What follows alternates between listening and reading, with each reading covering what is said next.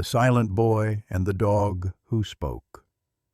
Atlanta International Airport was mid-rush, parents corralling toddlers, but amid that mechanical roar, silence can scream the loudest. At Skybridge International, silence walked beside a man in a designer's suit. The small boy at his side didn't giggle, wriggle, or ask questions. He stared straight ahead, clutching a ragged bear as if it were a lifeboat. Few noticed his hush until Shadow, an aging canine legend, planted himself across their path and broke the terminal open with a single, seismic bark. Officer Gabriel Monroe felt the leash jolt like a live wire. Papers looked perfect. Smiles seemed genuine. Yet Shadow's growl vibrated with something older than protocol. What could a child's wordless terror smell like? How does a dog sense a lie wrapped in velvet manners? Keep watching. Within 20 minutes, forged documents will crumble, international alarms will blare, and the definition of guardian will be rewritten by a German shepherd's refusal to stay quiet. The hum of jet engines blended with the clatter of suitcase wheels, boarding announcements, and coffee-fueled conversations. Skybridge International Airport was alive in that peculiar way airports always were, a liminal space where people were in motion, yet oddly frozen in waiting. Gate D5, usually reserved for transatlantic departures, was already crowded. Travelers shifted from foot to foot, checking their phones, sipping overpriced lattes, and murmuring anxiously to boarding agents. It was the kind of morning where everything felt routine, a conveyor belt of people moving through security, past gift shops and duty-free zones, into the mechanical choreography of modern travel. Except one creature wasn't moving at all. Shadow stood still. The German shepherd, broad-shouldered, black-saddled, muzzle silvering with age, watched the flow of people with sharp, glassy eyes. His canine vest bore the faded letters, Canine Unit, Skybridge PD, and a patch beneath it read simply, Shadow. To most he looked like a statue.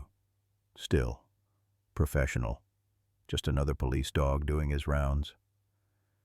But Officer Gabriel Monroe knew better. He'd been partnered with Shadow for nearly 7 years, longer than any other pairing in the unit. Through bomb threats, narcotics raids, and child rescue ops, Shadow had never once barked without cause. The old dog didn't believe in false alarms, and he certainly didn't bark for attention. Gabriel, tall and square-jawed, sipped his black coffee as he strolled alongside the shepherd through the terminal. His uniform was crisp, but the fatigue around his eyes betrayed the long shifts and longer nights. He offered a small nod to a TSA agent, then adjusted the leash without thought, years of muscle memory guiding him more than training. "You good, partner?" he muttered down at Shadow. The dog didn't respond naturally, but something in his body tightened. A low vibration of attention. Gabriel felt it before he saw it, that change in posture, that barely perceptible tension through the lead. Then it happened. Without warning, Shadow barked. It was not a bark of curiosity or command. It was sharp, guttural, deep from the chest, a sound that bounced off the terminal's high ceilings and froze the crowd mid-step. Conversations died mid-sentence. A baby stopped crying. Someone dropped a coffee cup that splattered across the polished floor like an exclamation mark. Gabriel's heart kicked hard in his chest. Shadow barked again, this time louder, 3 short staccato bursts that echoed like sirens.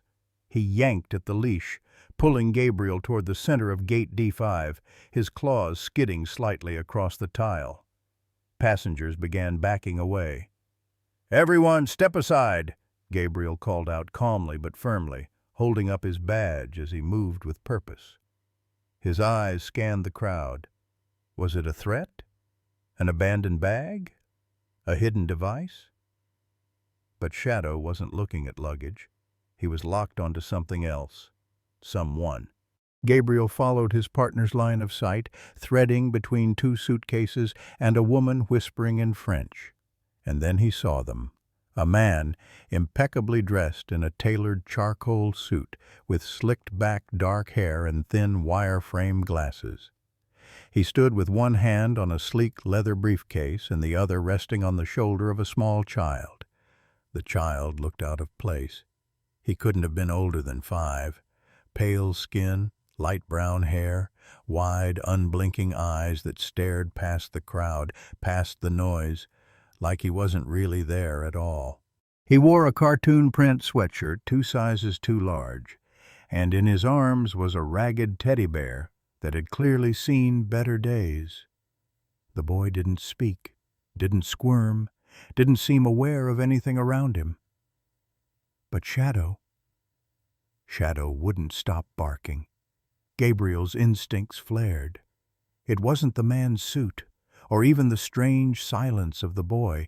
It was the total disconnect between them. No affection, no recognition, no hand squeezed gently, no reassuring glance exchanged. It looked like a businessman standing next to luggage, not a father protecting a child. "Sir," Gabriel stepped forward, voice steady but firm, "I need to ask you to stop for a moment." The man turned, calm, composed, a rehearsed smile already in place. "Is there a problem, officer?" he asked, his voice smooth and lightly accented, perhaps Belgian or Northern French. "I'm Victor Lang, U.S. citizen. We're just in transit." Shadow growled a low, drawn-out rumble that made Gabriel's hair stand on end. The man continued, unbothered, reaching into his jacket slowly and producing 2 passports. "Here's everything. Mine. And my adopted son's." Gabriel took them cautiously. The documents looked clean, names matched, photos aligned, custody certificate from Arizona Family Court. But Gabriel's gut twisted like a storm tightening. Shadow's bark wasn't about drugs or explosives. It wasn't about forged passports. He was barking at something far more primal. Fear, lies, danger. "Where are you headed?" Gabriel asked, eyes still on the boy. "Brussels," the man replied smoothly, "connecting from here to JFK, then non-stop." The boy still hadn't moved. "Sir," Gabriel said carefully, "for security protocol, I'll need you to accompany me for a secondary inspection. Just a routine check." Victor Lang's smile didn't flinch. "Of course, we have time." He reached down for the boy's hand, but Jules didn't take it. He simply clutched his teddy bear tighter and began to walk. As they passed a mirrored pillar, Gabriel caught a detail that sealed the unease gnawing at his spine. Lang never once looked at the boy. Not with protection, not with familiarity, not even with calculation. It was as if he were escorting something, not someone. Gabriel turned toward the agents on standby and gave a subtle nod. "Secondary inspection. Code Y7. Alert biometric systems." Shadow stopped just outside the private room, staring at the closed door. And he waited. Still. Silent now. But his ears were up, and his eyes were fixed. Whatever was behind that door, Shadow had already seen it before anyone else. The man's shoes clicked evenly against the polished airport floor as he walked toward the security checkpoint, cutting clean through the chaos like a blade through fog. His movements were fluid, too fluid, measured, composed, rehearsed. Every detail about him seemed calculated. The fine-cut suit that didn't wrinkle despite the transatlantic travel, the understated but expensive wristwatch, the leather briefcase held with just enough ease to appear unimportant. Even the tilt of his head carried precision. But the child beside him, was an entirely different picture. He couldn't have been taller than a carry-on suitcase. His shoulders were hunched inward, arms locked tightly around a teddy bear, with one eye missing and a seam unraveling near the neck. The bear looked loved in the way only children in survival mode love things. Not playfully, but desperately, as if letting go meant forgetting something vital. Gabriel Monroe's hand instinctively tightened on Shadow's leash. The dog was no longer barking, but his entire frame remained taut, a low growl pulsing steadily from his chest. His eyes never left the child. The boy. Jules didn't flinch at the noise, didn't speak, didn't look around, not once. His wide brown eyes stared somewhere far off, as if the terminal, the people, the sound of suitcases and boarding calls had faded into nothing. Gabriel moved closer, his badge visible on his chest, but his approach non-threatening. "Morning, sir," he said calmly. "I'm Officer Monroe with Airport Security. Mind if I ask a couple questions?" The man stopped without hesitation, lips parting in a polite smile that didn't reach his eyes. "Of course, officer," he said, accent soft but unmistakably European French or perhaps Luxembourgish. "Is something wrong?" Gabriel studied him, clean shave. Breath smelled faintly of mint and ginger, hands relaxed, no tremor, no sweat. But the calm wasn't natural. It was learned, coached. "I noticed your son seemed a bit quiet." The man glanced down at Jules, not with affection, not with concern, but like someone acknowledging a name on a passenger list. "He's tired. Long flight. And he's shy by nature," the man said smoothly. "My name's Victor Lang, U.S. citizen, currently based in Geneva. We're en route to Brussels to visit a specialist for Jules's speech trauma." Speech trauma. The words hung there, delivered too quickly, too effortlessly, like an answer to a question that hadn't been asked yet.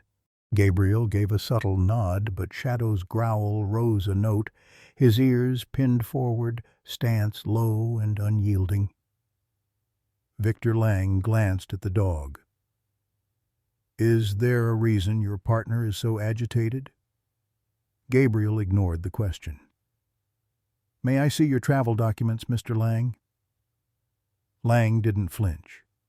He reached into his coat pocket slowly, carefully, and retrieved 2 passports, a navy blue one and a smaller red one with U.S. consular stamps, then a folder, thin but neat, which he handed over with both hands. "His visa, my custody papers. Everything's in order."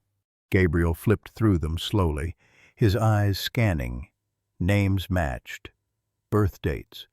A court document from Arizona signed 3 months ago granted Victor Lang provisional guardianship of one Jules Lang, formerly Jules Fournier. The seal appeared real, signatures intact. On paper, it was perfect. Gabriel glanced down at the boy. "Hi there, Jules. You okay?" No answer, not even a twitch. Gabriel crouched slightly, lowering himself to the boy's level, not to intimidate, but to connect. Shadow stepped forward too, ears still sharp, standing just a foot from the child. "Is that your bear?" Gabriel asked gently. Jules blinked. Nothing more. He just gripped the bear tighter. Victor stepped between them, smiling with subtle firmness. "He's nonverbal for now. It's part of the trauma. I'd prefer not to overwhelm him." There it was again, that curated calm, the kind that came from knowing exactly what to say, when to say it, and how to steer people away from asking too much. Gabriel had seen it in corporate sharks, in diplomats, and sometimes in people who were hiding something. Shadow let out a sudden sharp bark. The sound jolted even nearby passengers. "Easy, boy," Gabriel said under his breath, but he didn't correct the dog. He trusted that bark more than he trusted most men in suits. "Is something wrong with your animal?" Victor asked, his tone no longer patient, just barely touched by annoyance. Gabriel stood slowly. He doesn't usually bark without cause. Victor raised a brow, cool and dismissive. Well, perhaps he's aging poorly. Not all creatures handle retirement well. The comment stung more than it should have. Gabriel didn't react. Shadow didn't either. He just stared up at Jules with an intensity that felt ancient. Gabriel handed back the documents. "Thanks, Mr. Lang. Just a moment." He stepped back, pulled out his radio. "Dispatch? This is Monroe. Requesting secondary inspection room. Subject flagged for behavioral irregularity. Code Y7, biometric scan priority." A pause crackled on the line. "Copy that. Room 2B. Standby team in position." Gabriel turned back. "Mr. Lang, I'll need you to accompany us to a private area for standard follow-up. Just protocol." Victor offered a faint shrug. "Of course." He took Jules's hand. Or rather, he tried. Jules didn't move. The boy simply clutched the bear tighter and began to walk forward on his own. The group moved down the hallway toward a frosted glass door marked Security Inspection. Authorized only. As they passed a mirrored panel along the wall, Gabriel caught something. Victor Lang didn't look at Jules. Not once. Not to reassure. Not to lead. Not to even acknowledge. It was the way a man walked beside a piece of luggage. A thing, not a person. Shadow halted outside the inspection room, sat down, refused to budge, and his eyes never left that door. Inside, the machines began to hum. A scan loaded. A red light blinked. Gabriel took a deep breath. The boy's name was Jules Fournier, and something inside Gabriel told him the truth was about to surface. The fluorescent lights in the secondary inspection hallway buzzed faintly overhead, casting a sterile glow over the polished floors and frosted glass doors. Everything felt too clean, too quiet, like a hospital corridor where bad news waited behind every door. Gabriel Monroe walked half a step behind Victor Lang and the boy Jules. The hallway narrowed the further they went, muffling the ambient noise of the airport behind them. The distant hum of rolling suitcases and boarding calls faded until there was only the soft tap of leather soles and the soundless presence of a child who didn't blink.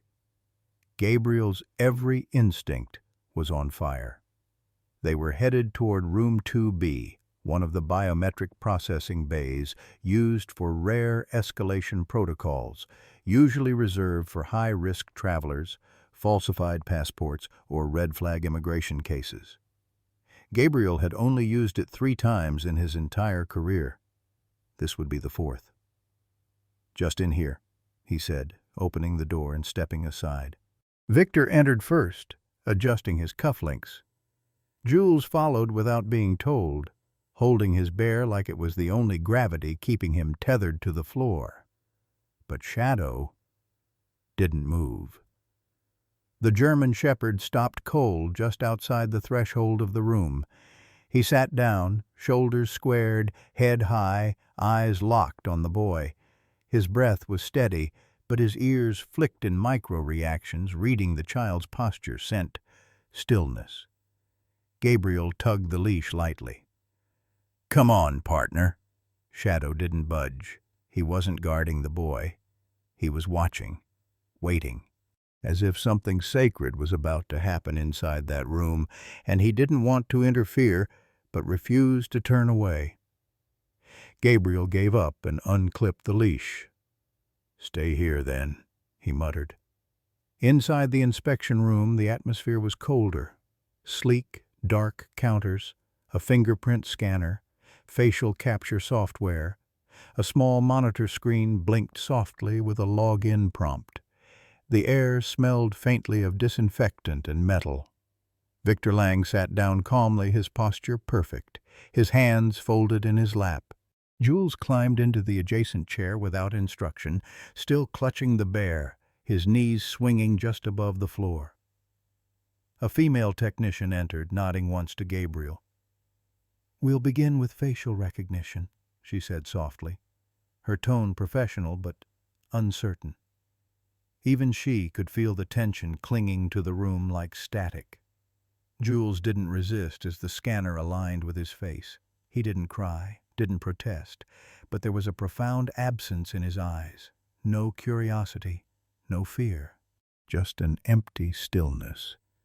As though someone had turned off the lights inside him months ago and forgotten to switch them back on. Victor adjusted his glasses and looked at the technician. "He's sensitive to bright lights. Please be quick." Gabriel didn't answer him.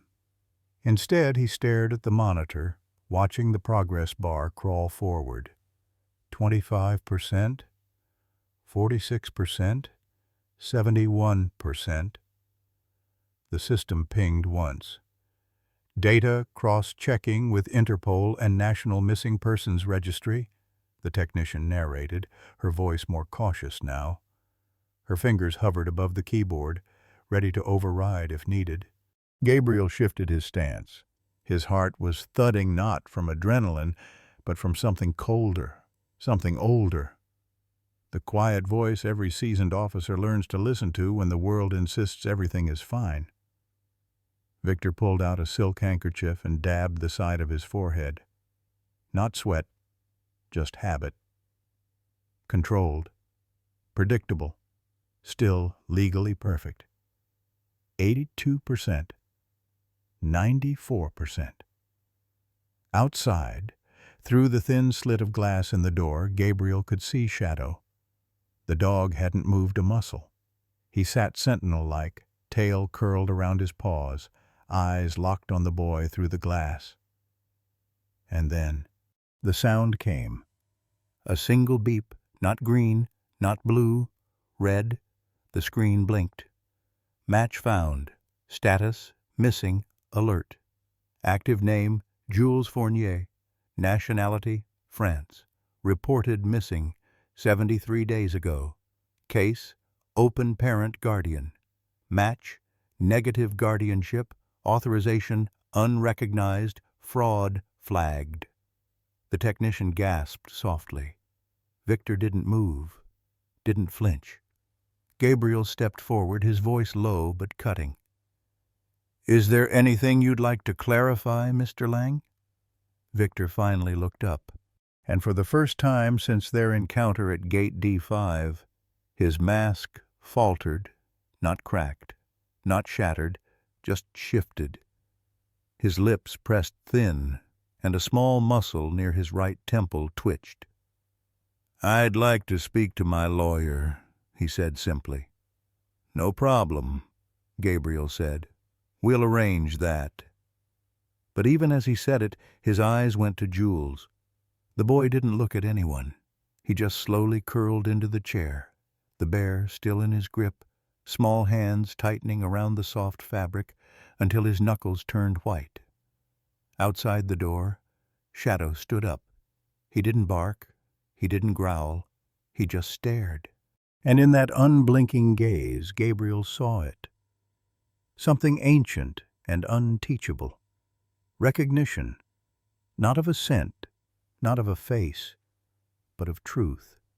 The kind of truth that couldn't be found in court documents, custody papers, or scanned barcodes. The kind only a dog like Shadow could smell from the other side of a glass wall. The hum of the scanner had long since faded, but the silence it left behind lingered like smoke in the room. Gabriel Monroe stood outside the glass panel of the observation room, arms folded across his chest, jaw clenched tight. The reinforced wall between them did nothing to mute the feeling in his gut, a tight, twisting knot that hadn't let go since Shadow first barked at Gate D5. Inside, the child sat motionless on the cold metal chair. Jules Fournier. That was his name. Not Lang. Not anything Victor had written on those shiny, crisp documents. But Jules, just Jules. He sat with his legs tucked up under him slightly, the ragged teddy bear pressed against his chest like a lifeline. His eyes hadn't moved since the scan finished, and his lips were a sealed line, no twitch, no pout, no whisper of sound. He didn't cry. He didn't speak.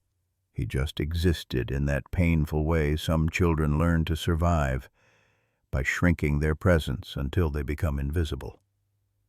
Victor Lang sat 2 seats away from him, unfazed, unmoved, legs crossed, arms relaxed. His body leaned ever so slightly back in a posture that seemed more fit for a luxury lounge than an interrogation room. He still hadn't looked at Jules. Not once. That was the part that got to Gabriel the most, not the forged documents, not the scan results or the red flags, but the way the man refused to acknowledge the small human sitting beside him. No glance, no concern, no instinct. Like the boy wasn't even real. Gabriel's earpiece crackled softly. "Agent Monroe," came the voice of the forensic liaison from upstairs.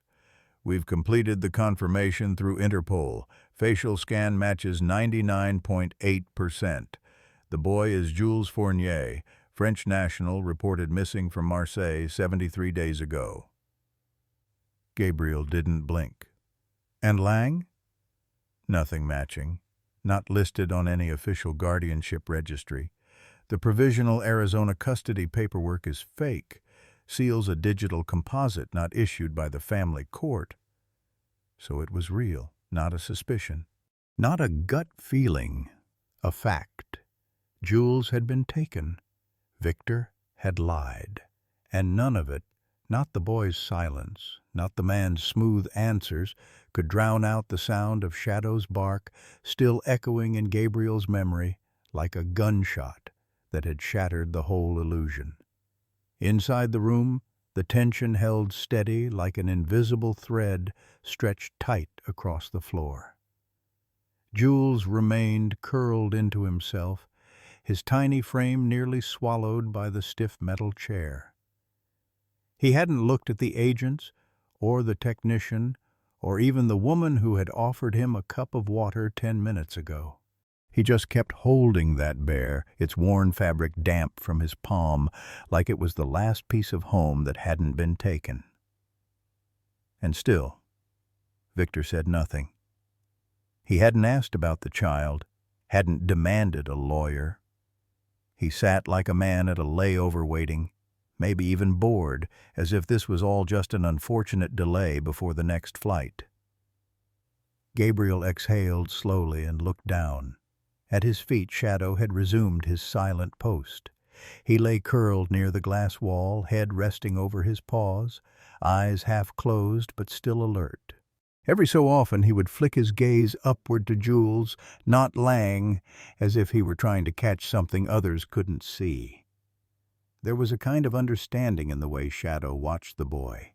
Not pity, not even protection, but a patient kind of recognition, like he had seen this kind of silence before, and he knew better than to try and break it too soon. Gabriel shifted his weight, arms loosening from their folded stance. "What kind of man fakes fatherhood?" he muttered under his breath. No one answered. Behind him the agents prepared the next round of questioning, but Gabriel stayed rooted in front of the glass, watching, waiting. Something told him the boy wasn't ready to speak. Not yet. But it wasn't fear that held him. It was something deeper, older, something learned. Children didn't freeze like that overnight. They froze because the world had told them too many times that speaking wouldn't matter. But maybe now, for the first time in 73 days, it finally would.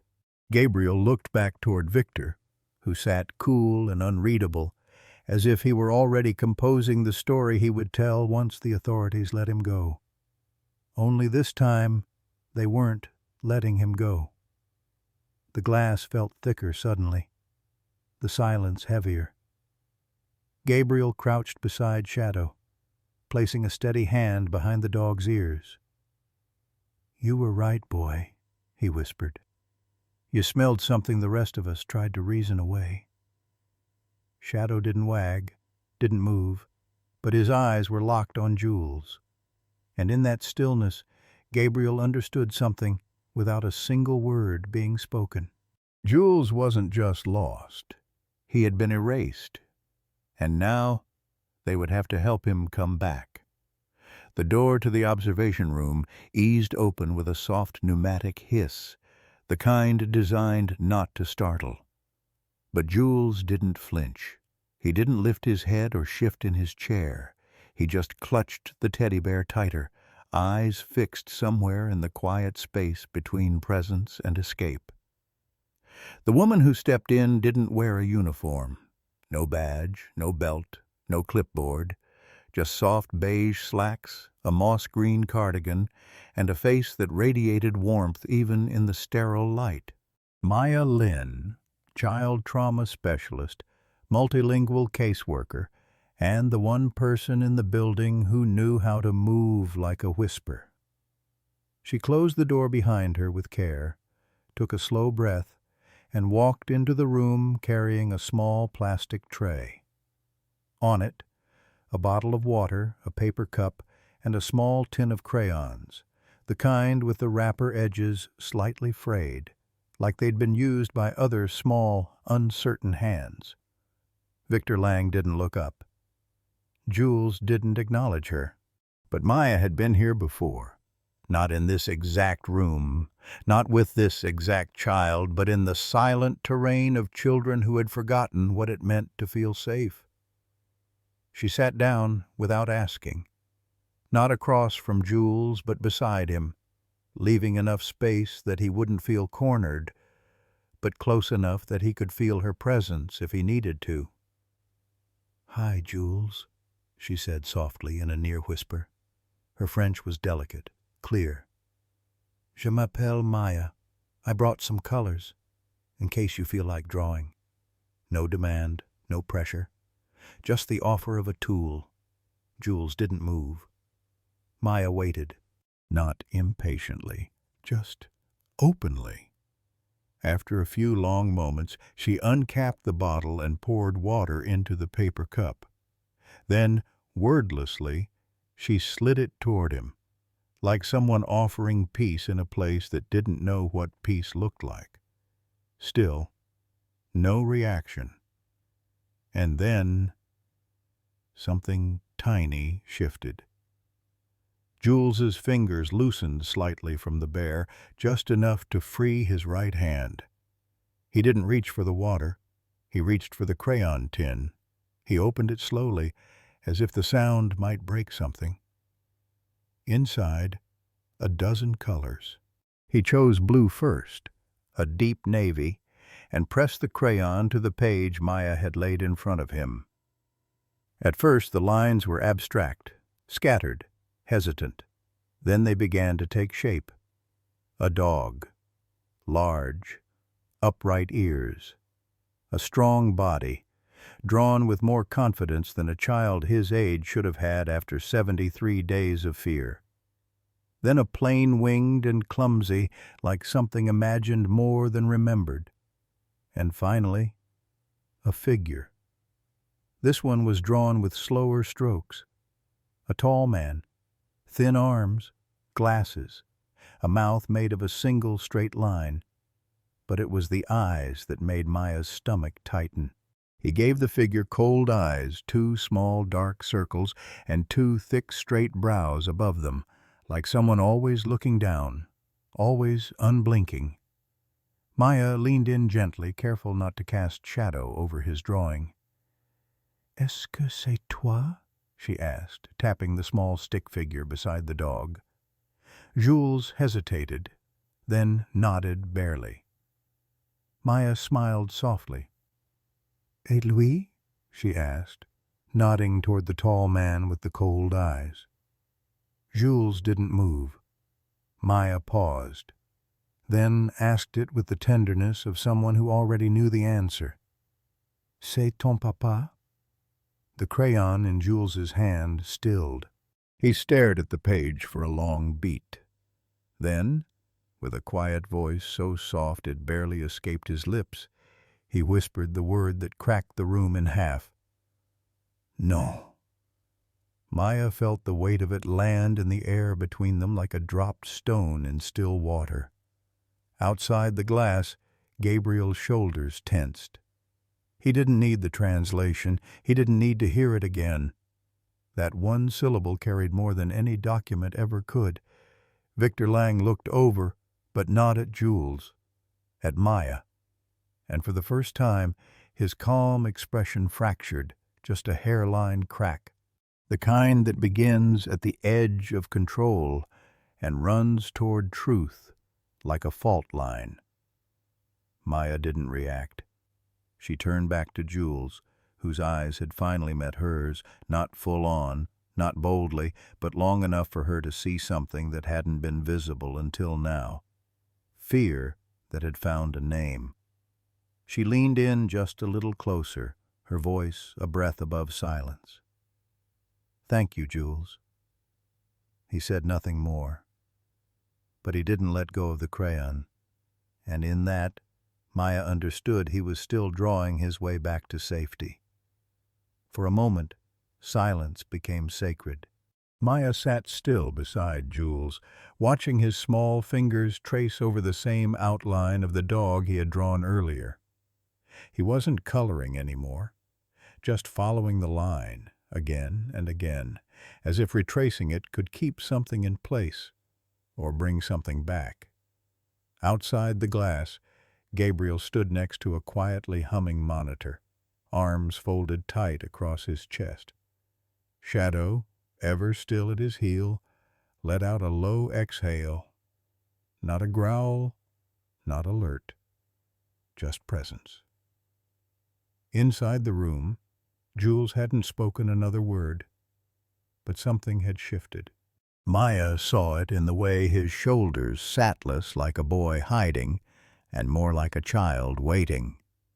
She didn't press. She didn't fill the quiet with reassurances or instructions. She just waited, like she had learned to do with children who spoke truths too heavy for their own throats.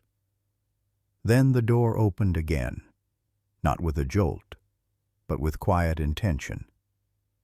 Gabriel entered, his steps soft despite the boots. In his right hand he held Shadow's leash, though it hung loose, more ceremonial than necessary. Shadow's instincts were sharper than any handler's cue. Jules looked up, not startled, not scared, just aware.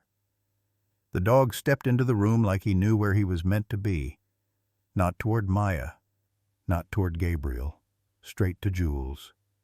He sniffed once, then twice. Then he lay down, not at the boy's feet, beside him, as if they were equals, as if he had chosen him.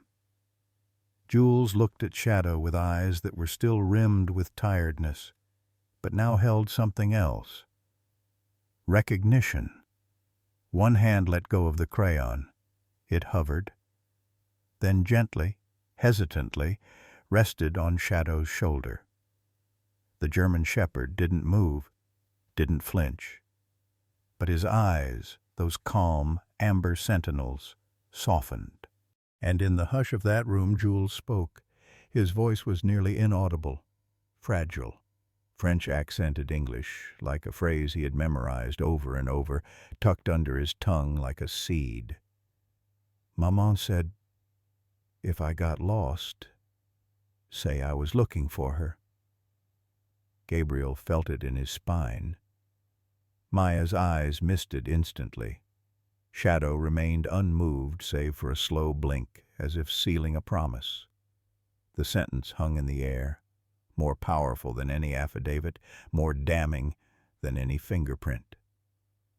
Gabriel crouched low, resting his hand on Shadow's back, just behind Jules's small fingers.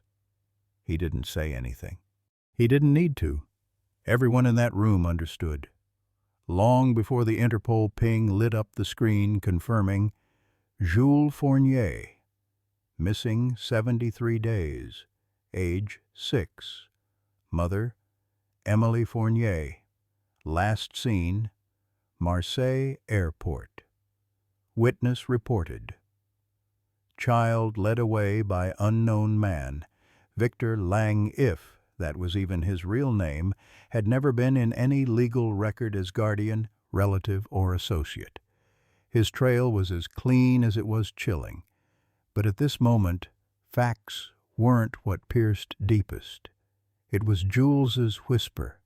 It was the way his fingers clutched soft fur, like it was an anchor. It was the first smile. The real one that crossed his face when Shadow exhaled and pressed his head gently into the boy's lap. A smile that had nothing to do with paperwork or procedures.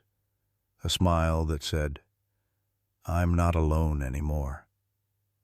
Behind the glass, an officer watching the feed wiped at her eyes. Another pressed his lips together, jaw clenched hard. Because in rooms like these, filled with forms and protocols and the clinical machinery of justice, there are rare moments when something simple, a whisper, a dog's gaze, a boy's truth cuts through everything. Maya leaned forward and placed her hand gently over Jules's. "Merci, Jules," she said softly. "C'est assez." It's enough. For now. It was. Outside, a storm of consequences was building. Victor Lang would not walk free. The machine of justice would roar to life. But inside this quiet room, a 6-year-old boy had done the hardest thing a child can do after trauma.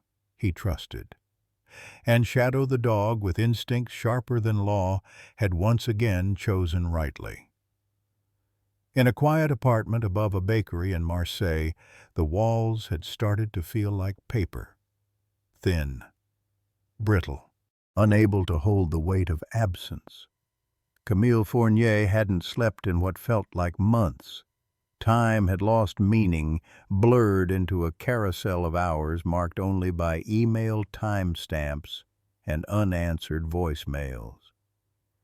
The apartment still held Jules's scent, faint and stubborn, like the ghost of warm shampoo and bedtime stories.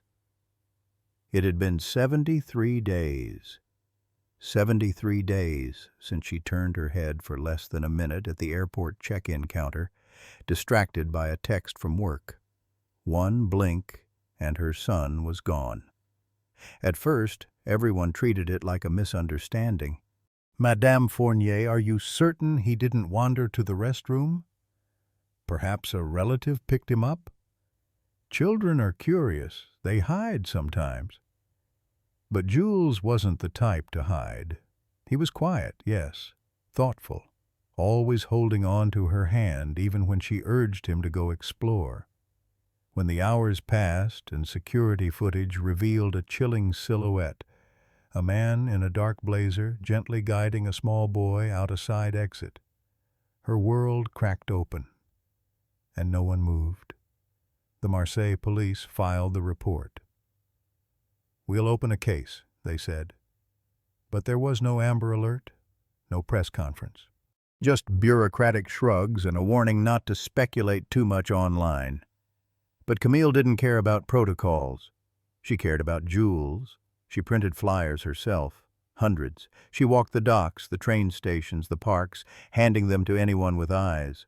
Most looked away. Some mumbled apologies. A few offered donations she didn't want. What she wanted was to be believed. She wrote to the French consulate in New York, in Ottawa, in Geneva. She wrote in French and in English. She wrote until her fingers cramped and her inbox overflowed with out-of-office replies and polite, hollow statements. Unfortunately, this does not fall under our jurisdiction. She filmed a video. Just her, sitting on the floor of Jules's room, holding up the bear he used to sleep with, the twin of the one he had taken on the trip, the one now traveling God knows where in the arms of a boy no one else seemed to remember. In the video, her voice shook but didn't break. Je suis la mère de Jules Fournier. Il a 6 ans. Il a disparu le 3 mars à l'aéroport de Marseille. Il n'est pas parti seul. Il n'est pas un enfant fugueur. Il est mon fils. Et je ne cesserai jamais de le chercher. I am the mother of Jules Fournier. He is 6. He disappeared on March 3rd at Marseille Airport. He did not leave on his own. He is not a runaway. He is my son. And I will never stop searching for him. The video got a few hundred views. Then it was buried under algorithmic tides of news cycles and dance challenges. Her neighbors stopped asking. The bakery owner gave her free croissants in the morning, but no longer met her gaze. Her parents offered to take her on a retreat to recover, as if Jules were a breakup, not a son. She was a woman slipping through cracks. No connections. No last name that meant something. No power. Just a mother, bruised-eyed and hollowed out, clinging to the belief that her child was out there, that somewhere, despite the silence of the authorities, someone was watching, someone who would see what they missed, someone who would understand that children don't just vanish without trace or purpose. She wrote to dog handler programs, crime podcasts, online sleuth forums. She begged them to look at the footage, to see the way Jules walked stiffly, like he was being told to behave. She circled the man's face, pixelated and cold, and wrote in red, "This is not his father." But no one answered. No one except Gabriel 3 weeks ago. A short reply, buried in her junk folder. "We've received your submission. Dog Unit Division, International Liaison. Thank you. We will review all relevant case material." She read it so many times the words lost shape. She didn't know who "we" was or if it meant anything, but it was something. Tonight, she stood at the window of Jules's room, staring at the street lamp flickering below like it was blinking out Morse code. Her hands clutched the same stuffed bear from the video, now frayed and scentless. Her heart ached with an exhaustion deeper than sleep. And yet beneath the weariness, there was a stubborn ember that refused to die. She whispered into the stillness, "Je sais que tu es vivant, mon petit. Je le sais dans mes os. I know you're alive, my little one. I know it in my bones." She didn't know that halfway across the world, a dog named Shadow had just curled beside her son. She didn't know that, for the first time in 73 days, Jules had smiled. She only knew what mothers know. When the world forgets your child, you don't stop. You scream into the dark until someone finally listens. And someone just had. The message came through encrypted servers at 2:46 a.m. Paris time. Interpol Red Notice. Child Recovery. Priority Class A. Jules Fournier. Age 6. Status: confirmed victim of cross-border abduction. The digital stamp bore the seal of the Department of Homeland Security, with dual authorization from both French and U.S. child protection units. Attached was a single photograph, grainy but unmistakable. A boy with large, dark eyes holding a weathered teddy bear. His name now echoed across border control checkpoints, embassy terminals, and the handheld radios of law enforcement agents from Marseille to Maryland. But for Camille Fournier, it didn't feel real until the doorbell rang. A woman in a long navy trench coat stern, efficient, stood in the hallway of her building with 2 other agents behind her. She spoke in clipped French.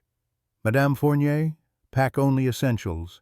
The United States Department of Justice has approved an emergency humanitarian visa. Your son is safe, but time is critical." Camille didn't speak, didn't cry. She just sank into the nearest chair, her hands shaking like the edges of an old letter. Then she moved. She packed the bear. She packed Jules's toothbrush, though she didn't know why. She packed the shoes he never got to wear on the trip, and one photo creased at the edges of the two of them on a carousel, frozen in the glow of late summer. By sunrise, she was on a military transport aircraft bound for Dulles International, and the whole time she sat silent in her seat, staring out the window, not at the clouds, but at all the empty space between what was lost and what could still be saved. Back in Washington, the fluorescent lights of the FBI field office flickered with quiet urgency. Victor Lang sat still in the interview room, impeccably composed. His suit, untouched by the turbulence of custody, looked as if it had been steamed during the arrest. His fingers, long and pale, rested neatly on the metal table. Across from him, Special Agent Morales slid a cup of water toward him. Victor didn't touch it. "You've given us documentation for guardianship," she began, her voice carefully neutral, "but none of it matches the databases. No adoption, no court order, no next of kin authorization. Would you care to explain?" Victor's lips twitched. Not quite a smile. "I understand your concern," he said, every syllable manicured. "But the boy was entrusted to me under private arrangements. Confidential, but lawful." "No such thing when a child is missing," Morales replied flatly. "Interpol disagrees." Victor raised an eyebrow. "Interpol issues alerts like priests issue blessings." "All theater, little substance." Morales kept her gaze steady. "The French mother Camille Fournier is en route. Emergency visa. DNA match confirmed. You'll have your chance to speak when the attorneys arrive." Victor leaned back. How very American, jumping to conclusions before the ink is dry. She wanted to slap that smug civility off his face, but instead she turned to the mirrored wall behind her and gave a slight nod. Outside, Gabriel stood watching through the glass, arms crossed. Shadow lay beside him, still as a statue, but alert, golden eyes narrowed on the man behind the glass. Gabriel muttered under his breath, "He's a chess player. Every word is a pawn." Shadow let out a low, nearly imperceptible growl. They both knew what dogs sensed. Intent. The way a person's pulse shifted when truth became performance. The way stillness sometimes wasn't calm, but calculation. Inside the room, Victor's fingers tapped once against the table. Measured, rhythmic, as if he were listening to a metronome only he could hear.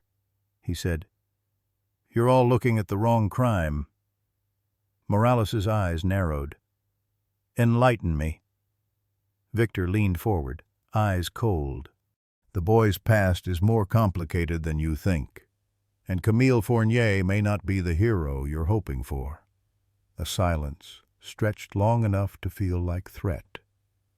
Morales stood. Gabriel entered the room then, badge visible, eyes dark. He didn't speak. He didn't have to. The weight of the moment pressed in like weather before a storm. Victor met his gaze. "Ah, the dog man." Gabriel gave him nothing. But behind him Shadow stepped into the room. Not aggressive, not barking, just present.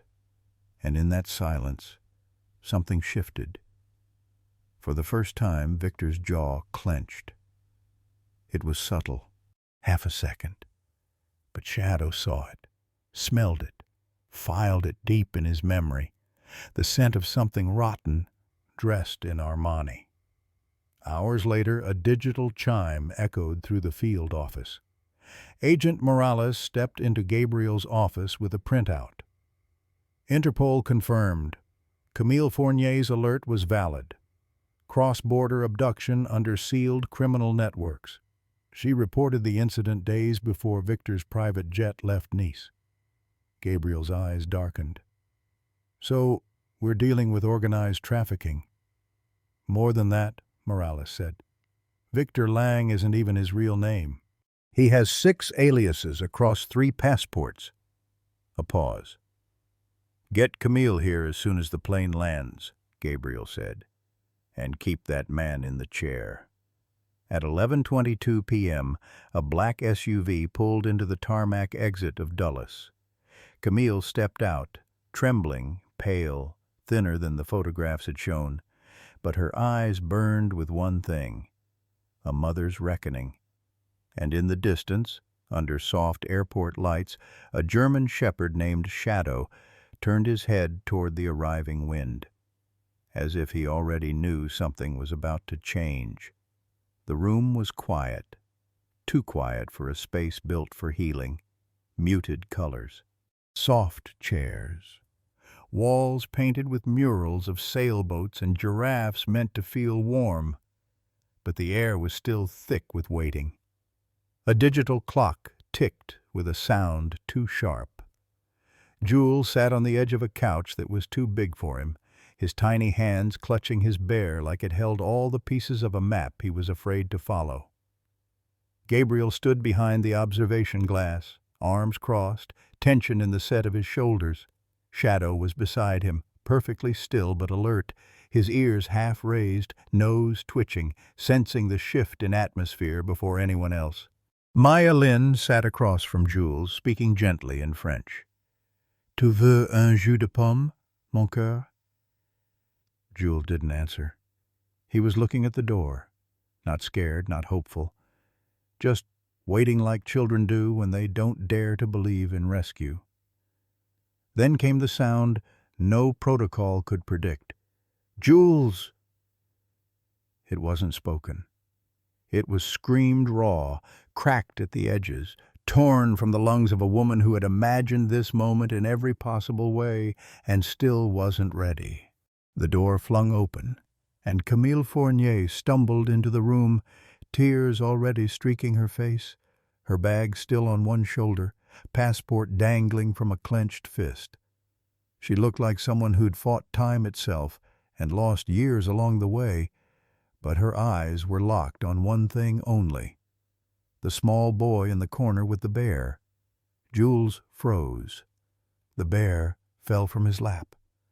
And for a second, one breathless, impossible second, no one moved. Then the air broke like glass. Maman! The word left him like a sob that had waited 73 nights to be real. Jules slid off the couch, stumbled forward, and ran. Not the way kids run after a nap or a toy, but the desperate, clumsy sprint of a soul running home. Camille dropped to her knees just as he collided into her chest. The sound he made was not just crying, it was remembering. He clung to her shirt, tiny fists clutching fabric like it was oxygen, and screamed into her shoulder the kind of scream that empties a child's silence. Mon bébé, Camille whispered again and again, rocking him like she had when he had night terrors. Je suis là maintenant. Tu n'es plus seul. Everyone in the room turned away. Maya Lin blinked hard and silently closed the folder in her lap. Even the agents in the adjacent hall stepped back, giving the moment a sacred distance. Gabriel stayed by the glass. But it was Shadow who moved first. He walked slowly into the room, his paws making no sound against the floor, and settled a few feet away from mother and child. He didn't approach, he didn't bark, he just sat watching. And in that quiet vigil, Jules looked up through tear-slick eyes and reached out one hand, small and trembling, toward the dog who'd waited too. Shadow moved closer, slow and solemn, and pressed his head gently into the boy's palm. Gabriel's voice came low, barely audible to anyone but himself. You saw it before we did. The unspoken truth lingered in the air. That this dog trained to detect explosives, chemicals, deception, had detected something greater. the quiet, aching absence between a child and the person who was supposed to protect him. And now, that absence was closing. Camille held her son tightly, her voice breaking as she said the words she had rehearsed for months but never got to say. "I never stopped looking for you, Jules, even when no one believed me, even when they said I was imagining things. I knew you were still out there." He nodded into her chest, still crying, still clutching her like she might disappear again. And for the first time, the fear in his tiny body began to loosen its grip. Gabriel stepped away from the glass. Maya joined him quietly. "She never stopped," Maya whispered. "She posted every single day for 73 days. Gabriel nodded once. That kind of love doesn't need proof. They stood in silence as the reunion unfolded, raw, unfiltered, drenched in everything systems don't measure. Intuition, instinct, love that fought bureaucracy and borders. In the far corner, Shadow sat beside Jules as if to say, "You're safe now." The fluorescent lights in the bureau's data room hummed quietly, a soft mechanical drone that seemed to underscore the weight in the air. Gabriel leaned over the steel table littered with case files, passports, notarized documents, and the illusion of legality. Victor Lang's identity had started to crack around the edges. But what Gabriel saw now wasn't just one man, it was a pattern. FBI analyst Claire Eng tapped her pen against a dossier. The adoption paperwork for Jules was immaculate. French notary stamp, Hague Convention compliance, even the psychological assessment of the birth mother in Marseille was in the file. "Except she doesn't exist," Gabriel said flatly. Claire nodded. "Exactly. The social worker who supposedly approved it died 2 years ago. Signature was forged. That alone would have slipped past most checkpoints." She pulled up an image on her tablet, a spreadsheet of transactions made through offshore accounts. All routed through one foundation in Luxembourg, officially a charity for child wellness transitions. But when you trace the recipients, it gets darker. She swiped again. A blurred photo of another child appeared, blonde, maybe 5 years old, standing beside a man whose smile never reached his eyes. Case ID, AL9043. Name, Emilia R., reported missing, Porto, Portugal, 112 days ago, status, unresolved. Gabriel stared at the photo. "She's gone too, isn't she?" Claire didn't answer. She just pressed her lips into a tight line and brought up another file. Case ID, BE3132. Name, Dusan M. Last seen, outside a refugee center in Belgium. Guardian, uncle, verified by temporary documents. Another forged paper trail. Another ghost. Gabriel's jaw clenched. He paced a slow circle, eyes on the timeline they'd pinned to the wall. A network now stretching across 3 countries and 2 continents. "Victor's not just a kidnapper," he said. "He's a courier, a collector." Claire's fingers danced across the keyboard, pulling up cross-referenced data from Interpol. 3 children. Same modus operandi. Fake guardianship claims, perfect paperwork. Transit routes through airports with minimal scrutiny. Medical checks delayed just long enough to avoid red flags. Each child with some form of plausible custody. Each child vanishing into the void of legality. "Shadow knew," Gabriel muttered under his breath. Back at that hallway, he wouldn't budge. He stared at a freeze frame of Shadow growling not at a man with a weapon, but at a man with something missing behind the eyes. Not evil. Something colder. A void. In the adjacent conference room, Special Agent Raquel dos Santos entered briskly, sliding a thumb drive onto the table. "Interpol just confirmed," she said, voice tight. "Victor Lang isn't Victor Lang." Gabriel turned. "His real name is Henrik Voss, Norwegian-born, passport flagged 8 years ago in connection to a private adoption case that collapsed in Oslo." She tapped the screen, and a younger, long-haired version of Victor stared back, same sharp jawline, same chilling vacancy. No charges stuck. He had 5 different aliases since then, but the pattern's clear. Claire added, "He was always the go-between, the uncle, the benefactor, the friend of the family." Dos Santos took a breath. "We think he's part of a larger trafficking operation, using legal adoption frameworks to disguise extraction. High-value targets, children from broken systems, refugee zones, mothers too desperate to be believed." Gabriel's throat dried. "This isn't smuggling," he said softly. "It's erasure." They moved to the evidence board. Photos, maps, arrows, legal filings, all tracing the same haunting shape. A funnel that narrowed at men like Victor and widened into a global trade. "This started long before Jules," Claire added, "and it's not ending with him." Gabriel picked up Jules' original intake photo, the one where he clutched the bear with fingers like twigs and stared into the camera without blinking.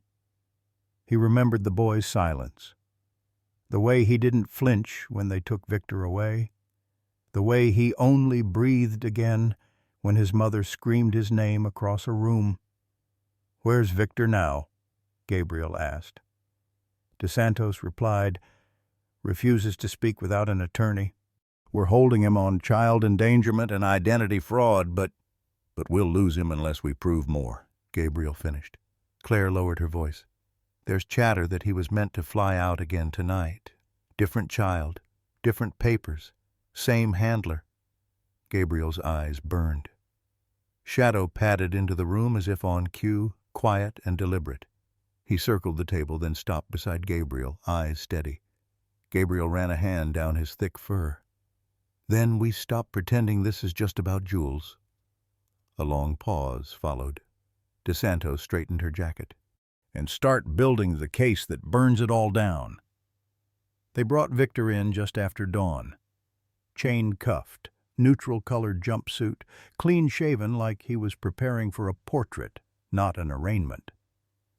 He sat across from Assistant U.S. Attorney Miriam Clark in an interview room lined with muted gray acoustic panels. One camera in the corner blinked red. Another, behind the mirrored wall, fed live footage to Gabriel and the forensic psychologist observing in silence. Victor crossed his legs, composed, polite. "Thank you for the coffee," he said, nodding toward the untouched paper cup in front of him. "American roast. Aggressive, but honest." Miriam didn't respond. She clicked her pen, opened her folder, and waited. Victor filled the silence on his own. "I'm not a monster, you know, despite what your headlines are likely drafting." The pause that followed was rehearsed, designed to draw sympathy, to humanize. Miriam didn't bite. He leaned forward slightly. "Tell me, have you ever met someone drowning in their own parenthood? I have. She didn't know what was best." He didn't say Camille's name, but the weight of his gaze assumed it, like he was doing the world a favor by not dragging her further. "I gave him order, routine, language. Do you understand what kind of advantage that is? I taught Jules how to think critically, how to control his emotions. He was erratic when I met him, prone to tantrums, deep attachment disorder. You could see it on his face." Miriam's fingers remained still, but something shifted behind her eyes, the faintest narrowing. "He was 6, Mr. Lang." Victor smiled softly, as if she'd proven his point. "Exactly. And already so broken. That's what you don't understand. Most people don't. They believe biology gives them a divine right to parenthood. His voice dropped, more intimate now. But Camille wasn't a mother. She was a woman who lost control of her narrative. I gave Jules structure. He made the word sound like a gift wrapped in satin. Behind the glass, Gabriel's stomach turned. "That's not a confession," Claire whispered beside him. "It's a manifesto." The psychologist beside them scribbled 2 words on her notepad and underlined them twice. Moral displacement. In the room, Miriam leaned forward now just slightly. Not aggressive, not inviting, neutral. "Victor, if that's your name, you abducted a child across international lines, forged legal documents, and held him in isolation for over 2 months. You never enrolled him in school. He didn't see a pediatrician. His passport was falsified." Victor held her gaze. And yet he was safe, fed, educated, protected. "Tell me, do all your systems do the same for every child in the care of a single mother scraping by on minimum wage?" There it was, that thread of elitism. The world view that weaponized privilege as justification. Miriam's breath caught, not from offense but recognition. She had seen this before, not in kidnappers, but in white-collar criminals, in men who believed their logic was above the law because they thought they understood society better than it understood itself. "Do you know what Jules said when he drew your picture?" she asked calmly. Victor's eyebrow twitched. "He called you the man with cold eyes." A flicker passed across his face, something like injury or contempt, but it didn't last. He sat back, lips pressed into a line of aristocratic pity. "He'll thank me when he's older." Miriam closed the file. "You don't see it, do you?" she said quietly. "See what?" She stood. "That you didn't rescue him. You erased him." Later, outside the room, Gabriel walked with her down the corridor. "You got more than I thought you would," he said. "I didn't get guilt," Miriam replied. "I got entitlement, delusion packaged in full sentences." She stopped at the window, watching Shadow pace slowly beside the benches, still on alert even without command. "I'm not even sure he thinks he did anything wrong." Gabriel folded his arms. Because in his world, Jules wasn't a child. He was an asset, a project. She nodded. A reflection of control, not love. For a long moment, neither said anything. The corridor hummed with air vents and the hum of low-grade sorrow, the kind that never makes headlines, but leaks into people's bones. Gabriel's voice dropped. "What kind of man teaches a boy to forget his mother?" Miriam looked down the hallway. "The kind who believes perfection is worth more than memory." The visitor room was sunlit and quiet, far from the buzz of agents and forms and fluorescent truths. Jules sat on the floor by the low table, legs crossed like a pebble in still water. His small hand hovered over the page, charcoal smudging at his fingertips. Beside him, a half-empty plastic cup of juice, forgotten. Camille sat close, not too close. She had learned not to crowd him, not to reach too quickly, even when her fingers ached for it. And Shadow, ever still, ever silent, lay curled just within arm's reach, not touching, not staring, just there, like a presence made of breath and patience. Gabriel paused in the doorway for a second longer than necessary. It was the kind of moment that didn't need his badge or his voice. It just needed space. Still, Camille looked up and saw him. "You can come in," she said softly, like someone who used to be wary of walls but had learned to walk through them anyway. He stepped in, removed his jacket, crouched. "What's he drawing?" Camille smiled, not fully, Not yet, but the corners of her lips dared. "I don't know. He hasn't said." Jules' brow furrowed slightly as he pressed color into the page. Gabriel sat cross-legged beside him. The boy didn't flinch. Then, slowly, Jules turned the page toward him. Two figures, side by side.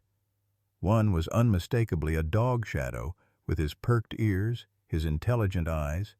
The other was a boy, not a stick figure, not a scribble. This one had shape, a backpack, shoes with different colored laces, the tiniest smile, drawn just a bit off-center. Gabriel's throat tightened. "He drew himself," Camille said, barely above a whisper.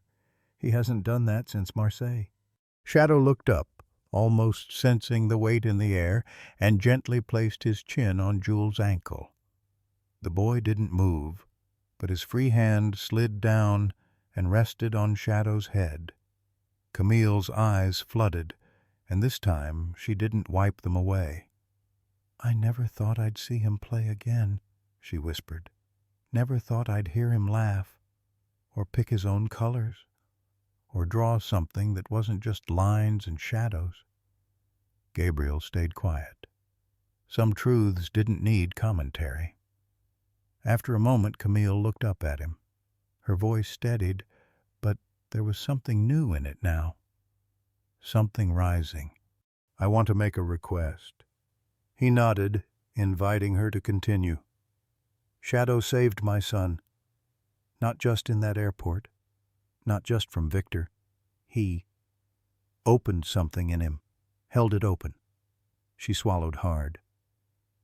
"Since we reunited, I've watched Jules reach for him before he even reaches for me. He doesn't speak to therapists, but he whispers into Shadow's fur." Gabriel already knew what she was about to say, but he didn't interrupt. "I want to file for custody. If he's still classified as evidence or property or protocol, I'll wait. But I need to start. He's the first soul Jules trusted again." There was no plea in her voice, no desperation, just truth, laid out plainly like her hands on her knees, open, vulnerable, willing to be seen. Gabriel looked at Shadow, who blinked back at him slowly. The same eyes that had refused to leave the terminal hallway, the same eyes that had caught the lie before any machine. "You know," Gabriel said quietly, "I've worked cases where people fake entire lives on paper. ID, employment, even birthdays.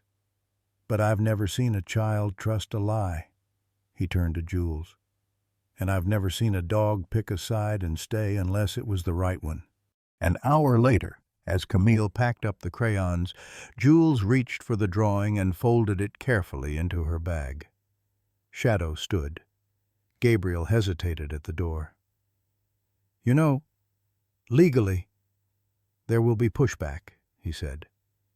"Agencies, vets, behavioral panels. You'll be questioned, judged." Camille looked over her shoulder. Her face was tired but not broken. "I've already been judged," she said softly. "This time, I'll stand with proof." Her hand found Shadow's scruff. Jules leaned gently against the dog's side. Gabriel gave a quiet nod. "Then I'll file the first form." The first morning in the new apartment began without alarms. No agents, no interviews, no knock at the door with papers that needed signing. Just light thin and golden seeping through white curtains as Jules stirred beneath a soft quilt.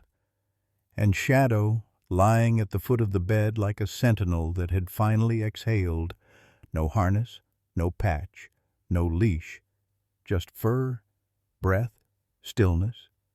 Camille stood in the doorway, coffee in hand, and watched in silence. For the first time in months, her son hadn't woken from a nightmare. He hadn't flinched in his sleep or whispered names into the darkness. He was still, and next to him, the dog, who never asked for thanks, who never needed instructions to stay. Shadow lifted his head slightly when Camille stepped in. His eyes met hers, steady, alert, but unthreatening. "You can stay," she whispered. "You've already earned it."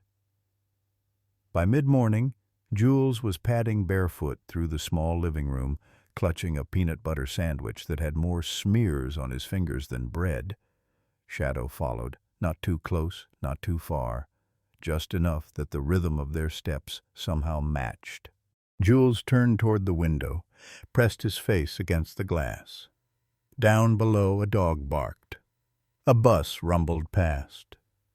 "Regarde, Shadow," he said, voice light and boyish. Shadow tilted his head. Camille, watching from the kitchen, nearly dropped the plate in her hand. It was the way Jules spoke, casually, openly, without fear.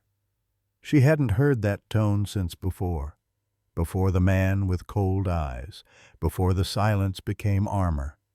Jules turned, still grinning, and for the first time in almost 3 months, Camille saw it, a laugh. Not just a smile, but a real, unfiltered laugh that cracked his whole face open. The kind that made his shoulders shake and his sandwich fall to the floor in 2 sticky halves. Shadow sniffed it, but didn't eat it. Instead, he sat. And Jules wrapped his arms around the dog's neck and buried his face into the fur, still giggling. Later that afternoon, the therapist arrived, a kind woman named Marina with soft shoes and notebooks that smelled like lavender. Jules didn't answer the door. He didn't run, but he didn't speak either. He sat on the rug and waited. Shadow sat beside him. Camille invited Marina in gently, offering tea she knew would go untouched. They didn't push Jules. They just sat near him. Let the quiet be okay. At one point, Marina tried to ask a question. "Do you remember feeling scared when—" But Jules turned away. Shadow, on cue, nudged his shoulder, soft and slow, and Jules reached for his fur again. It was the only answer he gave, but it was enough. Marina closed her notebook without writing anything down. "I think," she whispered to Camille, "this dog has already done more healing than I can." Camille nodded, her eyes damp but calm. "He doesn't need to talk," she said. "He just needs to feel safe. And for some reason, Shadow makes the world less sharp." That night, Camille watched them from the hallway. Jules had insisted on keeping the door open. He'd never asked that before. In the soft yellow glow of his nightlight, Shadow lay beside the bed, ears twitching with every sound from the street below. Jules reached a hand down. Shadow didn't move, but Jules smiled in the dark. Just a little, just enough, and fell asleep with his hand still resting on that steady, silent heartbeat. The backyard was nothing remarkable. A patchy lawn, a crooked fence, a small, stubborn tree that had survived more winters than it should have. But to Jules, it might as well have been Eden. He stood barefoot in the grass, sleeves rolled, a red ball clutched in both hands like a secret. Shadow crouched a few paces ahead, still as stone, eyes fixed on the boy's every movement. Then, "Va chercher!" Jules cried, with a grin that split his face in 2. The ball flew in a low, clumsy arc. Shadow took off like wind-made flesh. No commands, no signals, just instinct. Paws thundered across earth. Dust rose in little sunlit halos. Shadow caught the ball before it hit the ground, turned on a dime, and bounded back with his tail slicing the air like a metronome. Jules fell back laughing, arms wide, as Shadow skidded to a halt and gently nudged the ball into his lap. They played like that for nearly an hour, over and over, throw, chase, return, like they were undoing something ancient with each motion. From the patio, Camille watched, arms wrapped loosely around herself. She didn't speak at first, just breathed, just watched. Each time Jules threw the ball, her lips parted, as if to pray or weep, but nothing came out. Maya Lin stepped quietly beside her, a thermos of mint tea in hand. "He seems lighter," Maya said softly. "His body language, he trusts the ground again." Camille's eyes didn't leave her son. "He sleeps now," she said after a pause. "Without fear." A beat. She turned to Maya, voice low, reverent. "You know what that feels like? To sit outside his door at night and hear nothing but his breath? No crying, no muttering, no waking in a sweat, just breath. Soft and steady, like when he was little." She looked down, blinking fast. "That's not recovery. That's a rebirth." Maya nodded, the kind of nod that holds silence like a cradle. Out on the lawn, Jules crouched low and whispered something to Shadow before throwing the ball again. It wasn't clear what he said, but whatever it was made the dog pause, just for a second before chasing with a new kind of joy, as if the boy had given permission to run not just for the ball, but for himself. A freedom with no mission, no purpose but play. Later, Camille laid a blanket in the grass. She didn't ask Jules to come over, just waited. Eventually he wandered near, panting and flushed. Shadow trotted behind, tongue hanging in satisfaction. They all sat down together, mother, son, and dog. No one spoke. Jules leaned into Camille's side. She kissed the top of his head. Shadow curled at their feet. Sunlight filtered through the branches above, scattering gold and shadow across their skin. Somewhere nearby, a sprinkler hissed to life. Birds bickered overhead. Life kept going. But in this garden, this battered backyard, they found a pocket of stillness, of something resembling peace. As they packed up to go inside, Jules tugged Camille's sleeve. "Maman?" She looked down, brushing a leaf from his hair. "Yes, sweetheart?" He glanced at Shadow, then back at her. "Can we stay here a long time?" Her eyes welled. "Yes, mon cœur," she said, her voice thick. "As long as you want." Gabriel stood at the gate for a moment before knocking. The air smelled of lilac and fresh earth remnants of a morning rain. Through the window, he saw Jules curled up on the floor beside Shadow, head resting gently on the dog's flank, both of them breathing in rhythm. Neither stirred. Camille opened the door quietly. "He's been like that since breakfast," she said softly. "Refuses to nap in bed anymore. Says Shadow's warmer than any blanket." Gabriel smiled, but there was a tightness around his eyes, a weight he hadn't put down. He stepped inside. The house felt lived in now. Pictures on the fridge, art supplies on the table, a half-solved puzzle in the corner. No longer a temporary shelter, but a home with slow-growing roots.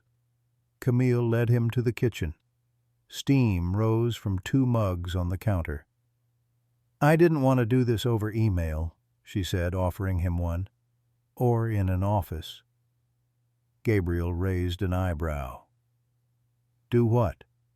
She drew in a breath, then pulled a folded form from beneath a cookbook. A formal request to adopt Shadow.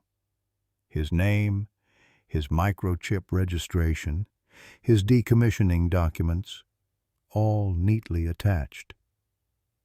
"I don't want him to be a memory Jules has to visit," Camille said. "I want him to stay, to be part of our story, not just a page in someone else's file." Gabriel didn't speak right away. His fingers brushed the paper, then withdrew. "You sure?" he asked. "I'm sure," Camille replied. I know I don't speak his language, not the way Jules does, but I don't think Shadow needs words anymore. I think he just needs somewhere to rest. Gabriel's voice came low, almost inaudible. He's earned a home with heart. His throat caught. He cleared it. And you've given him that. Later that afternoon, Maya arrived with the necessary documents. Her tone was light, but her eyes glistened behind her glasses. I rarely get to do this part, she said, setting her briefcase down. Usually it's reassignments, transfers, final reports. But today, she turned to Shadow, who sat beside Jules with the patience of a sentinel. Today, we retire an officer and welcome a family member. Jules beamed. He held out a new tag he had made himself clumsily stamped metal, a little crooked around the edges. Shadow. Protecteur. Gabriel knelt, unhooked the old badge from Shadow's collar, and replaced it with the new one. There was a pause, a quiet stillness as it clicked into place. No one clapped, no one cheered. But in that silence, something passed between them all, like a ripple of peace, too fragile to name. Camille signed the final line. Jules pressed his fingerprint on the dotted square beside it. When it was done, Maya leaned down and whispered to Shadow. "You're off duty now," she said gently. "You did more than your share." Shadow nudged her hand, then turned, trotting back to Jules with easy confidence. The kind that says, "I choose to stay, not because I'm ordered, but because I belong." Gabriel watched them go, his hands clasped tightly in front of him. "I've read reports for 20 years, he said. Names, numbers, dates, but none of them ever sat this close. He looked to Camille. "Thank you for giving both of them a new start." Outside, dusk settled into the edges of the yard. Jules chased fireflies while Shadow followed, half watching, half guarding, though there was no longer anything to fear. The boy laughed. Shadow barked just once, and in the doorway, Gabriel lingered a moment longer before leaving, knowing the mission had changed. This wasn't about rescue anymore. It was about staying. The courtroom smelled of polished wood and long silence. Federal Court, Atlanta. The emblem above the judge's bench loomed like a crest carved in stone, blindfolded justice in brass relief. Scales tilted just enough to remind everyone, nothing is perfect, but everything is watched. The room wasn't full, but it felt crowded. No cameras, no reporters inside. Only sketches allowed, and the pencil strokes of a woman in the gallery trembled with each passing minute. Victor Moreau sat cuffed between two marshals. His posture was erect, almost rehearsed. The tailored suit he wore couldn't mask the cold detachment in his eyes. It was a face not of guilt, but of entitlement, bruised by inconvenience. Camille sat 3 rows behind the prosecution's bench, a navy blue suit she'd borrowed, hair pinned neatly, lips pressed thin. Her fingers never stopped tracing the crease of a folded tissue in her lap. The room was refrigerated in its quiet, but she felt the heat of every breath behind her ribs. Jules wasn't there. He was home, safe, with Shadow curled like a question mark at the foot of his bed. This was not a place for children, not for the kind of truth that sat on record, but scarred in silence. The bailiff announced the judge's arrival, and everyone rose. It began. Assistant U.S. Attorney Madison Keene was meticulous, her voice steady, her outline crisp. She didn't perform for emotion, she built facts like scaffolding. Documents, emails, financial transfers, a passport forged under the name Jean-Pierre Fournier, signed by Victor. The photo, Jules, age 5. Her words rang like dropped coins on stone. This was not a rescue. It was a theft, built on bureaucracy and privilege. Victor's defense leaned into character. Mr. Moreau provided structure. The child was well-fed, well-educated, fluent in 2 languages.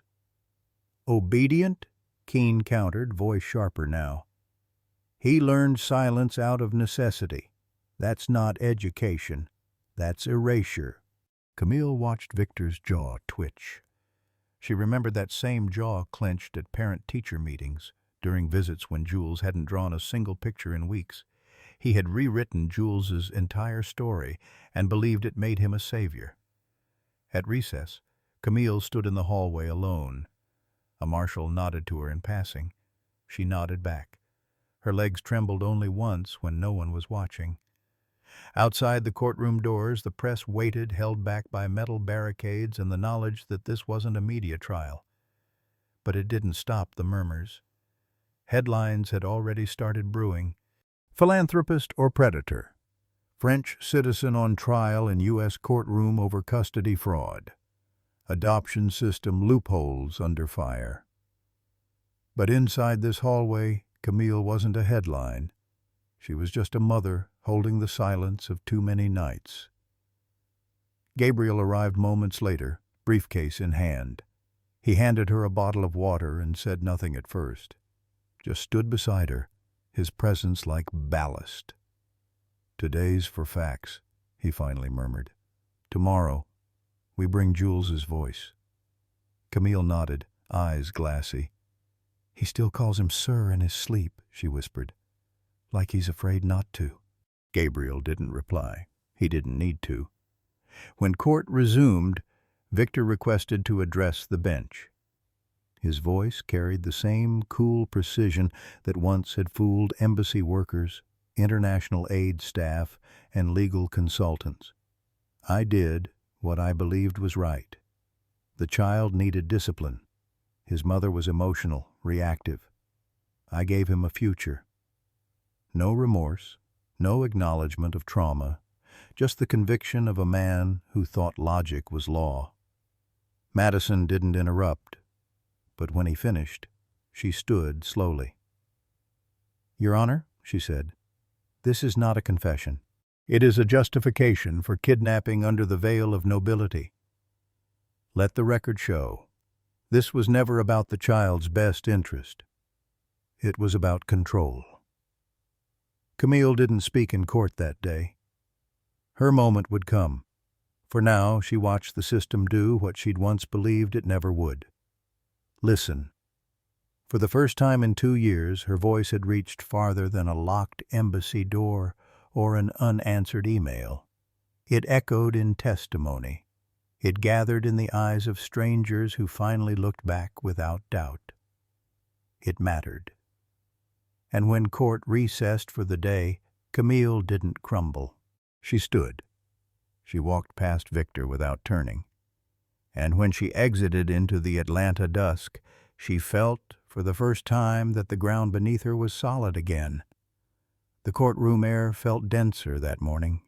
Even the light filtering through the tall windows seemed slower, as if the day itself were holding its breath. Gabriel stood at the side door, waiting. When it opened, every head turned, but no one spoke. Jules walked in, holding Maya's hand. His steps were small, but steady. In his left arm he clutched a worn teddy bear, one ear threadbare from nights of quiet worry. On his right, close as a shadow, was Shadow himself off harness, off duty, but entirely alert. His eyes scanned the room with silent devotion, settling only when he saw Camille in the front row. The bailiff didn't say a word about the dog. There were rules. But today, something more human prevailed. The judge adjusted her glasses as Jules took the seat. He was too small for the chair. Gabriel had to help adjust the cushion so the microphone reached his chin. The teddy bear stayed on his lap. Shadow curled beneath his feet. "Can you tell us your name, sweetheart?" the judge asked gently, off record. Jules looked at Gabriel for a moment, then turned to the mic. "Eli Jules Moreau," he said softly, then added, "My mom calls me Jules." Gabriel gave a subtle nod. He wouldn't push. The boy had asked to speak, not for drama, not for closure, but for truth. "Do you remember the first time you met Shadow?" Gabriel asked. Jules glanced down at the dog, then gave the tiniest smile. "He was outside the house. I thought he was a statue at first. He didn't move, but then he blinked." Soft laughter rippled, brief and respectful. "What did you feel when you saw him?" Jules's fingers fidgeted with the bear's torn ear. "Like someone finally saw me," he whispered. The courtroom, so often filled with legal jargon and rehearsed tones, shifted. No one was reading notes. Even Victor, seated behind his defense table, had finally stopped moving. "Did you feel safe at home before that?" Gabriel asked. Jules was quiet. Then slowly he shook his head. "Why not?" Jules took a breath that quivered on the way in. He had rules. You couldn't ask why, or cry, or run." "Who's he?" Gabriel asked softly. Jules glanced sideways. The boy's hands gripped the bear tighter. Shadow's ears twitched, sensing the shift in energy. Jules didn't name Victor. He didn't have to. "He said I was lucky, that most kids like me were thrown away." A soft gasp escaped from someone in the gallery. Camille closed her eyes for a second, her fingers digging into her palms. "And what about now?" Gabriel asked, voice lower, almost fatherly. "Do you feel safe?" Jules nodded. "Why?" The boy looked down, then touched Shadow's head gently with his bare toes. "Because if someone lies again, he'll know." The judge leaned back. The prosecutor had no further questions. But then Victor's defense attorney stood. Thin glasses, crisp tie, too confident. "Jules," he began, "do you understand the difference between telling the truth and making up a story?" The boy nodded once. "And do you remember every day with Mr. Moreau clearly?" Jules was silent. "Memories can be tricky," the attorney said, "especially when you're scared or young." "I remember the quiet," Jules said. "Excuse me?" Jules turned his face up to the man. His voice didn't rise, but it landed like a bell. "I remember not being allowed to talk about my mom. I remember not being hugged. I remember folding my pajamas the wrong way and having to sleep on the floor." The defense attorney shifted. Shadow let out a low, quiet exhale. Not a growl, just a presence, undeniable. The judge raised her hand.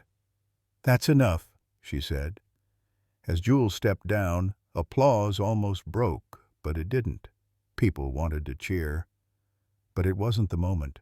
It was reverent, sacred in the way silence sometimes honors the bravest thing in the room. Camille opened her arms without moving. Jules walked straight into them, his small body folding into hers with a weight that said, "It's out now. No more whispers in the night.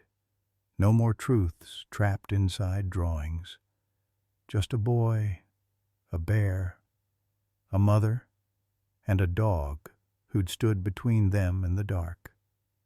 That night, the court reporter would tell her partner she'd never heard a child speak so simply and cut so deep.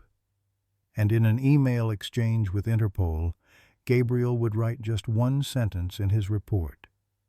Today, truth was heard, not just recorded. The courtroom had shifted. After Jules's testimony, silence didn't just mean quiet, it meant reverence. It clung to the walls like breath on cold glass, fragile and still. Camille rose slowly from the bench. No lawyer flanked her, no folder of notes in hand, just the weight of years unspoken. She walked forward alone. Behind her, Jules sat on Maya's lap, arms curled around his bear. Shadow lay beside them, unmoving, watching, waiting. The judge gave a small nod. "Ms. Dumont, you may proceed."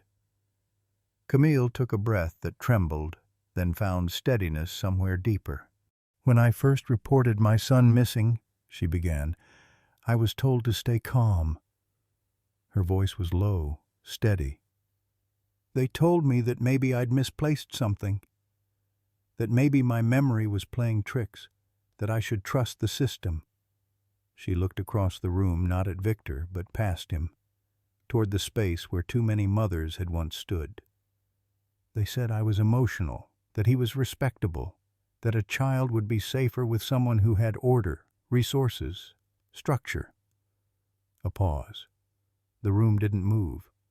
But structure doesn't notice when a child forgets how to laugh, when he folds his socks with military precision but forgets how to color outside the lines. Her voice broke, but not into weakness, into clarity. "No one asked why my son stopped sleeping through the night. No one listened when I said he never liked silence before. No one, except this dog."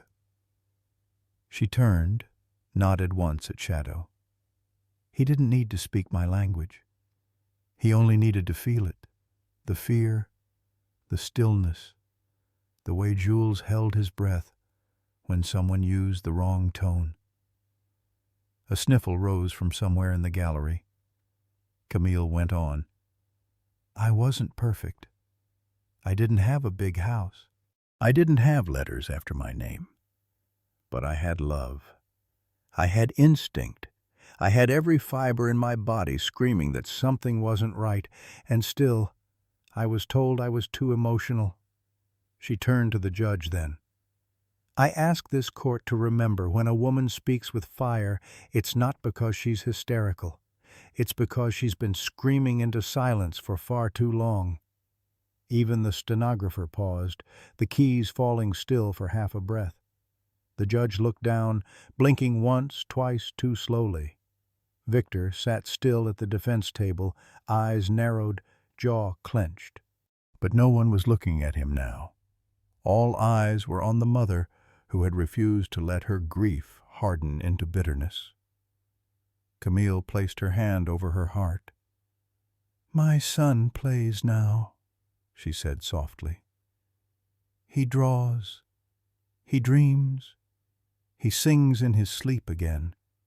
Not because we punished the monster." She gestured gently toward Shadow, then Jules. "But because something kind stayed. Something that never demanded, never doubted. Something that waited." She didn't cry, but the room did. The judge cleared her throat. Her voice cracked. "This court," she began, "having reviewed testimony, evidence, and the statements made, finds the defendant guilty on all counts." She turned to Victor. "No bail will be granted. Sentencing will proceed to the fullest extent. You are remanded immediately." Victor didn't speak, didn't flinch, only blinked once, like a man realizing the cage had always been inside himself. The gavel struck once sharp, final. Then came the second verdict, the one that mattered more to a boy watching from the front row. The judge leaned forward, looked at Camille, then Jules, then Shadow. "The court hereby restores full legal custody of Jules Moreau to his mother, Camille Dumont," she added with quiet grace, "and acknowledges the unique emotional bond between Jules and the dog known as Shadow. This court recommends no separation." A breath like air rushing back into a collapsed lung moved through the room. Camille didn't smile. Not yet. She turned to Jules, held out her hand, and for the first time in court, he ran toward her, not out of fear, but freedom. In the hallway outside, Maya wiped her eyes without shame. Reporters waited, questions hovered. But Camille only had one sentence for them. He was never lost, just unheard. Shadow, trotting close behind, brushed his head against her hip as if to say, "Not anymore."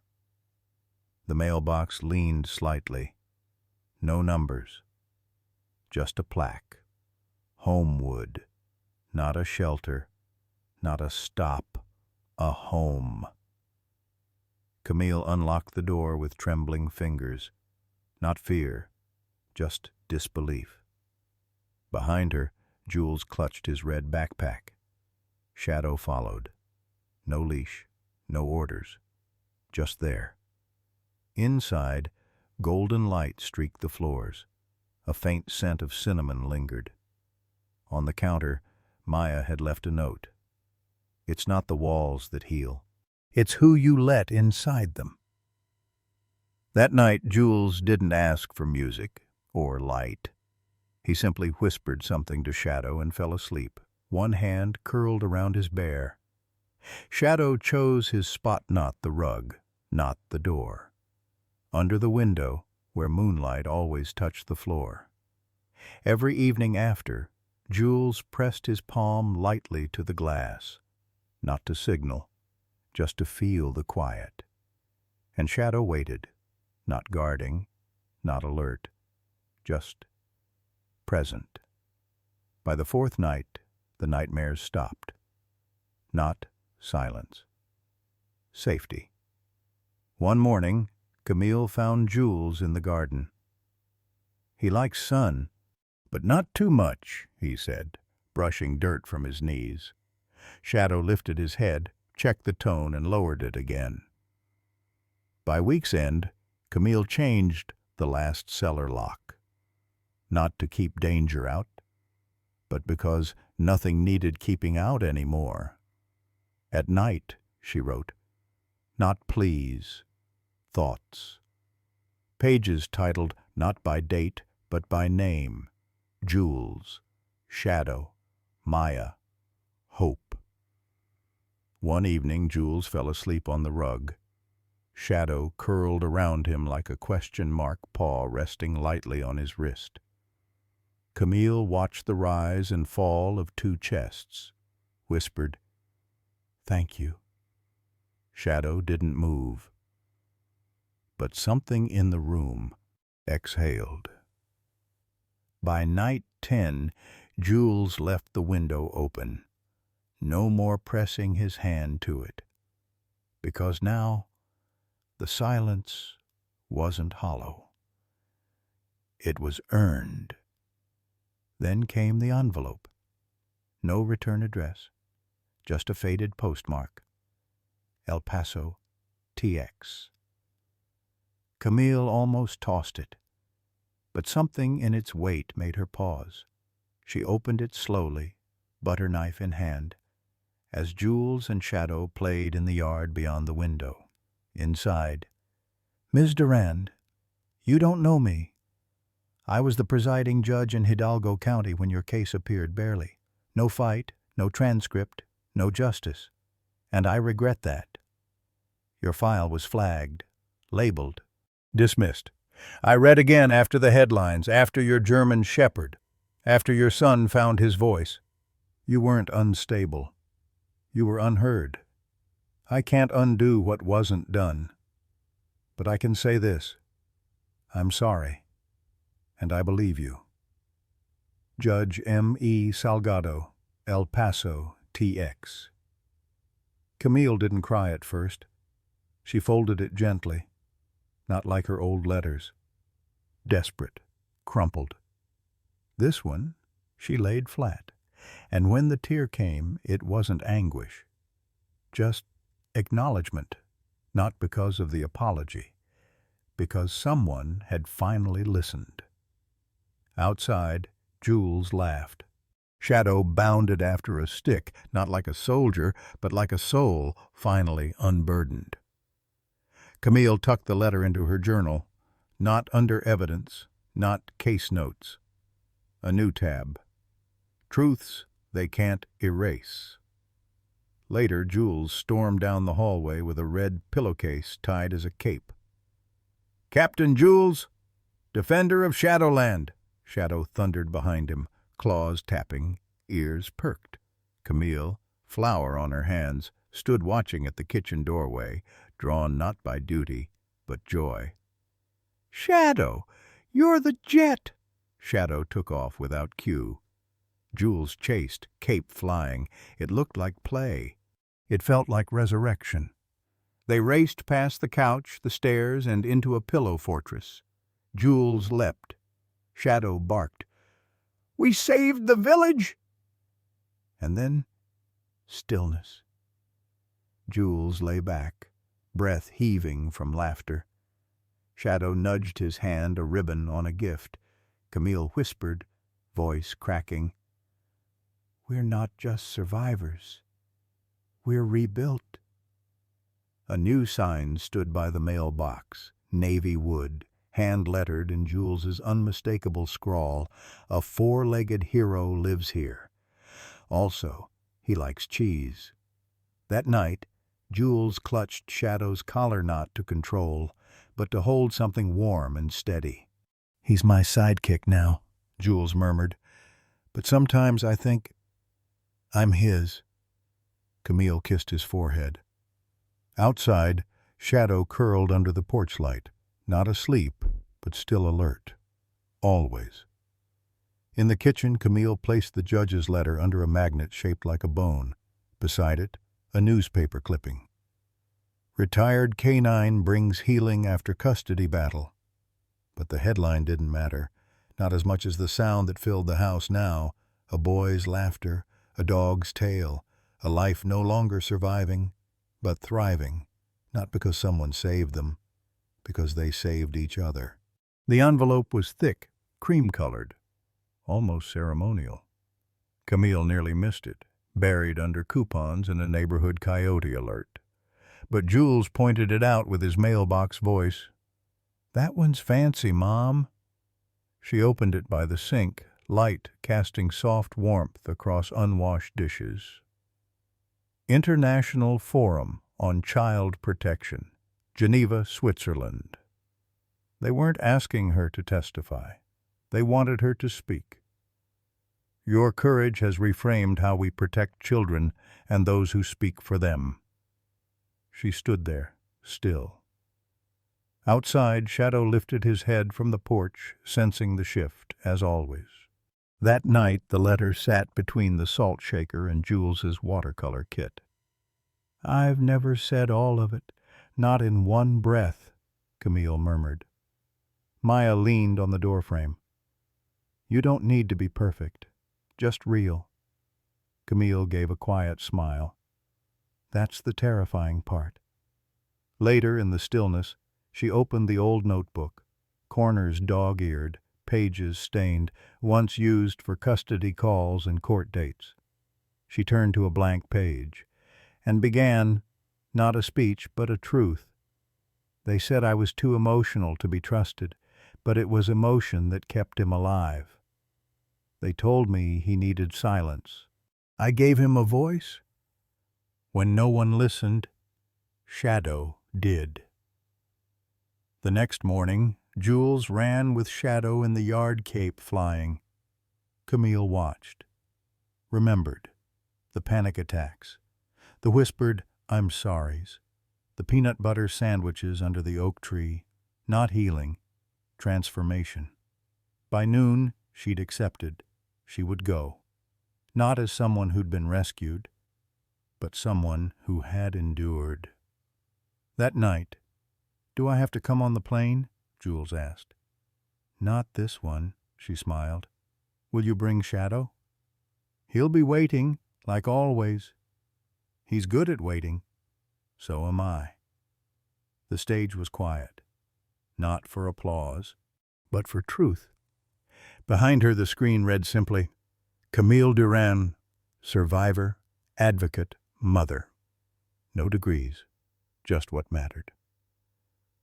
When I was 5, my mother said, "The bravest thing you can do is speak, even if your voice trembles." It took me 30 years to understand that. My son Jules stopped speaking at 6. Trauma doesn't always scream. Sometimes it goes silent. The room didn't stir. They were listening. They said my fear made me unreliable, my tears unstable, my concern unfit. Her voice stayed low, certain. But it was that fear that kept me awake, those tears that made me stay, that concern that made me fight. She reached into her bag, held up a photo.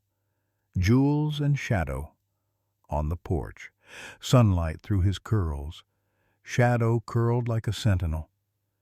This is the one who believed me. Silence. Sacred. He never filed a report, never testified, never said a word. But he listened. Shadow wasn't trained. He was just a soul who refused to look away. She stepped forward. There are more shadows, more Jules, more mothers tired of being polite while their children suffer. We need to stop waiting for perfect victims or paperwork to validate pain. Her voice softened. Sometimes the best evidence is a crayon drawing or a dog who refuses to leave. She looked into the live stream camera. And to the judge who sent me a letter, thank you. But your apology didn't free me. She raised the photo. He did. The room rose, not clapping, witnessing. When no one believed me, he did. Backstage was velvet dark and quiet. Camille sat alone on a wooden bench, speech still in hand. Voice returned, but still. Someone offered her water. She took it, didn't drink. Her phone buzzed. Jules, just one photo. No filters, no caption. Jules asleep on the rug, Shadow beside him. One paw draped lightly over the boy's leg, anchoring him to peace. Camille stared, not at joy, not grief, but stillness, the kind you earn. She didn't text back, just sent a photo in return. The empty stage, her folded speech, the chair she'd just left. Caption, "They are safe. That's everything." In a quiet living room, Jules slept beside a dog who had never been told to protect him, but always did. And in Geneva, beneath the soft hum of cables and lights dimming backstage, Camille exhaled. No spotlight, no soundbite, just breath. It started with one signature, a document marked Confidential Texas Interstate Placement Waiver. But the name that unraveled everything wasn't Camille's. It belonged to a state official declared deceased in 2019. The ink? Fresh. The system hadn't just failed Jules. It was complicit. Within days, the Department of Justice issued a public statement. In light of newly recovered records and sworn testimony, a federal inquiry will begin into systemic adoption and custody fraud. All whistleblowers will be protected. All records will be subpoenaed. We owe children more than silence. 72 hours later, the ripple turned tidal. Phones rang across state agencies. 4 caseworkers resigned before questioning. 2 judges were placed on leave. Dozens of sealed records were reopened. Behind every file was a name. A child who didn't need to disappear. A mother who shouldn't have had to scream. A silence never meant to be harmless. Camille didn't celebrate. When Gabriel called, voice tight with relief. "We're finally cracking it." She simply whispered to Jules as he slept, "You were never the only one." In Tulsa, a girl named Raina was found, 10 years old, shuffled 4 times. She kept a drawing hidden in her sock, a woman's face with a note, "Don't forget her." It matched her mother's. They hadn't seen each other in 14 months. In El Paso, a boy named Derek was traced through a mismatched medical ID, held under a new name in a private facility without formal consent. When reunited with his aunt, he whispered, "That's the one from TV, the dog that stays." Camille barely slept that week, not from fear, but because stories kept coming. Emails, phone calls, case managers, cracks in a house built to never break. By week's end, 15 officials suspended or indicted, 7 children reunited, 3 cases reopened with new oversight, and one headline, "The Dog Who Broke the System." Camille saved that paper, not for the title, but for the photo. Jules, cupping Shadow's face, smiling as if the world had finally told the truth. Shadow wasn't a working dog, not a witness, not a headline. He was home. In the DOJ task force office, Gabriel sat alone, one final case file before him, thick, heavy, damning. Shadow lay curled at his feet, ears twitching with each page. Gabriel ran a hand along the dog's fur. "No one heard him like you did." One page held a line from a whistleblower. It wasn't negligence. It was apathy. A silent permission to look away. Gabriel stared at the names. Raina, Derek, Moore. Each name, a victory. Each name, a reminder. The final page wasn't data. It was a handwritten letter from Camille. "Thank you for listening, for believing. You gave us a second chance." He whispered, "We did it, old friend, because you never stopped barking." Shadow nudged his hand, then rested. The work wasn't done, but hope had a name now. The phone rang that afternoon. Camille was folding laundry. Sunlight cut warm across the floor. Outside, Jules and Shadow chased a squirrel near the lavender patch. "Ms. Durand?" The voice on the line was kind. "This is Agent Morales. We've just located another missing child. Lila. She's safe. Going home tonight." Camille sank into a chair. Shadow barked once outside, clear, sure. She opened the screen door. "Shadow?" He dropped the ball, trotted to her, eyes bright. She knelt, hugged him tight. "You didn't just save Jules," she whispered. "You started something bigger." Shadow nuzzled her cheek. Jules appeared at the porch, cape billowing like the story wasn't over. "Shadow's the hero," he said, "but I'm the captain." Camille smiled. "And your flying dog will always have your back." That night, Gabriel called again. "Camille, we found another child. Phoenix Airport. Same fake paperwork, same trail.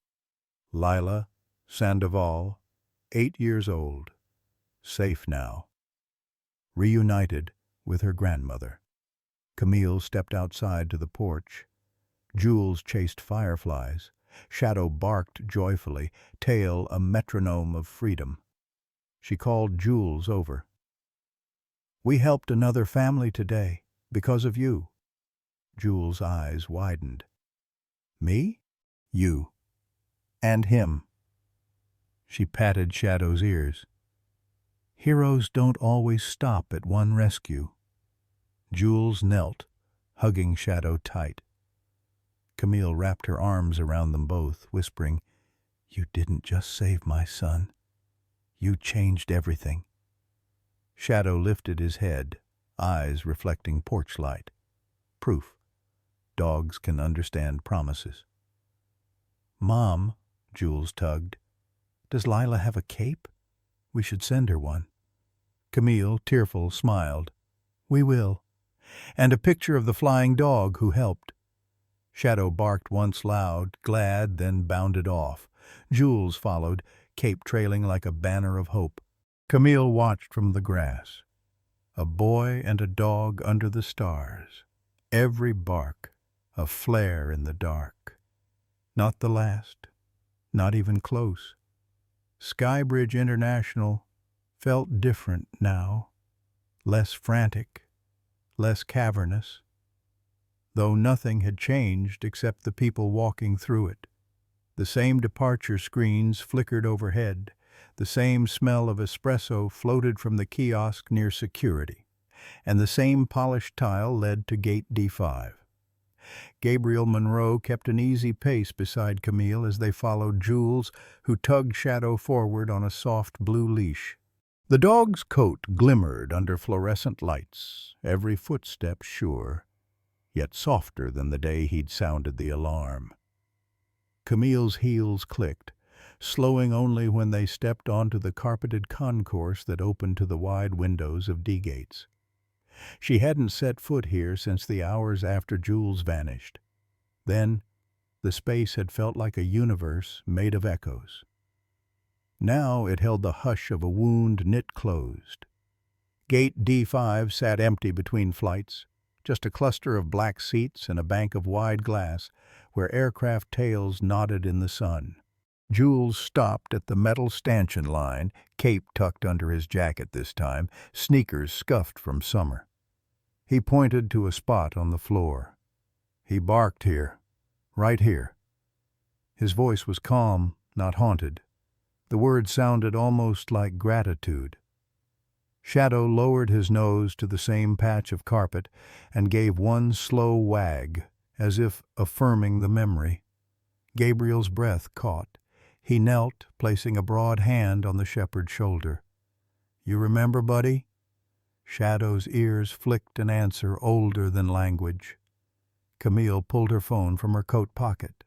A near-artistic beam of afternoon light spilled through the window, illuminating the boy and the dog in a natural spotlight.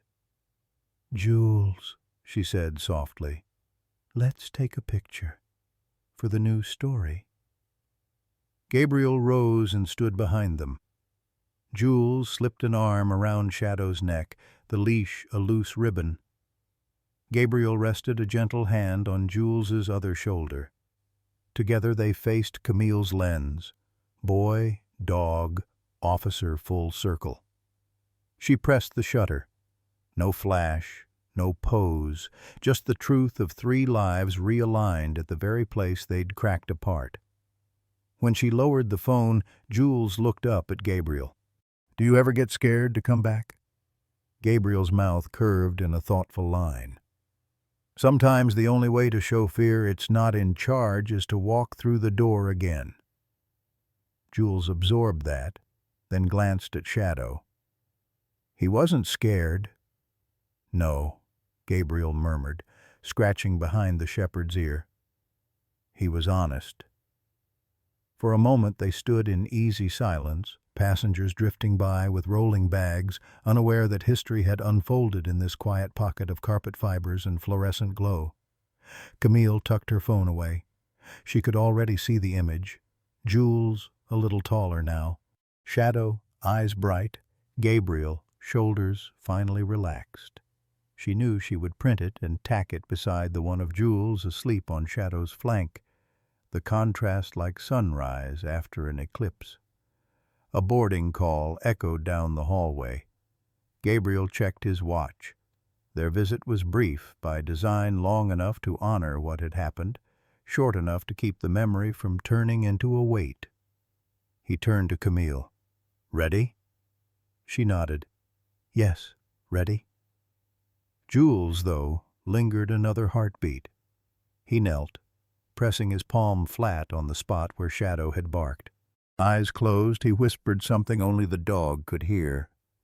Shadow leaned in, exhaling warm breath onto the boy's fingers. Finally, Jules stood and took Shadow's leash. "Okay, Captain's jet time to go home."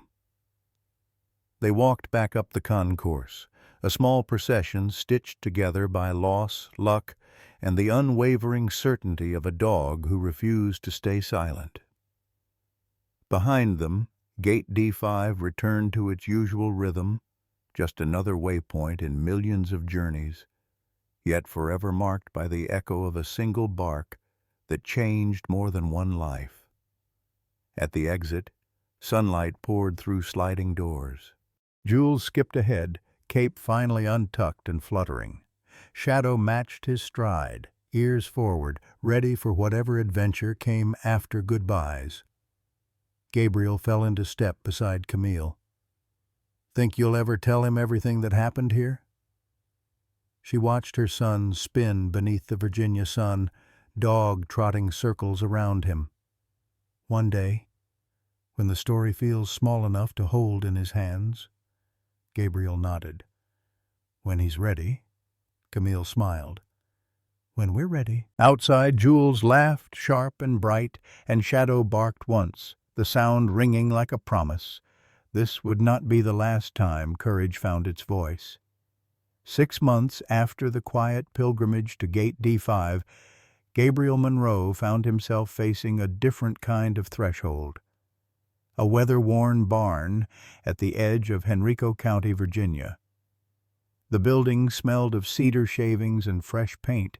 Its red sliding doors bore a new sign hand-lettered in white. Inside, morning light filtered through skylights onto a half-circle of low chairs.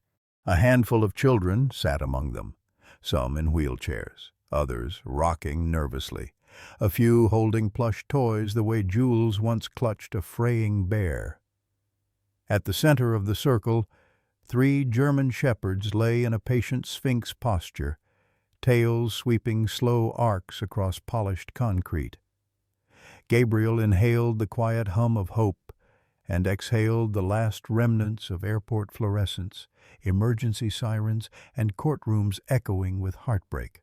His uniform was gone now, traded for worn jeans, a navy polo bearing the Listening Pause logo, and a whistle that rested on his chest like a promise rather than a command.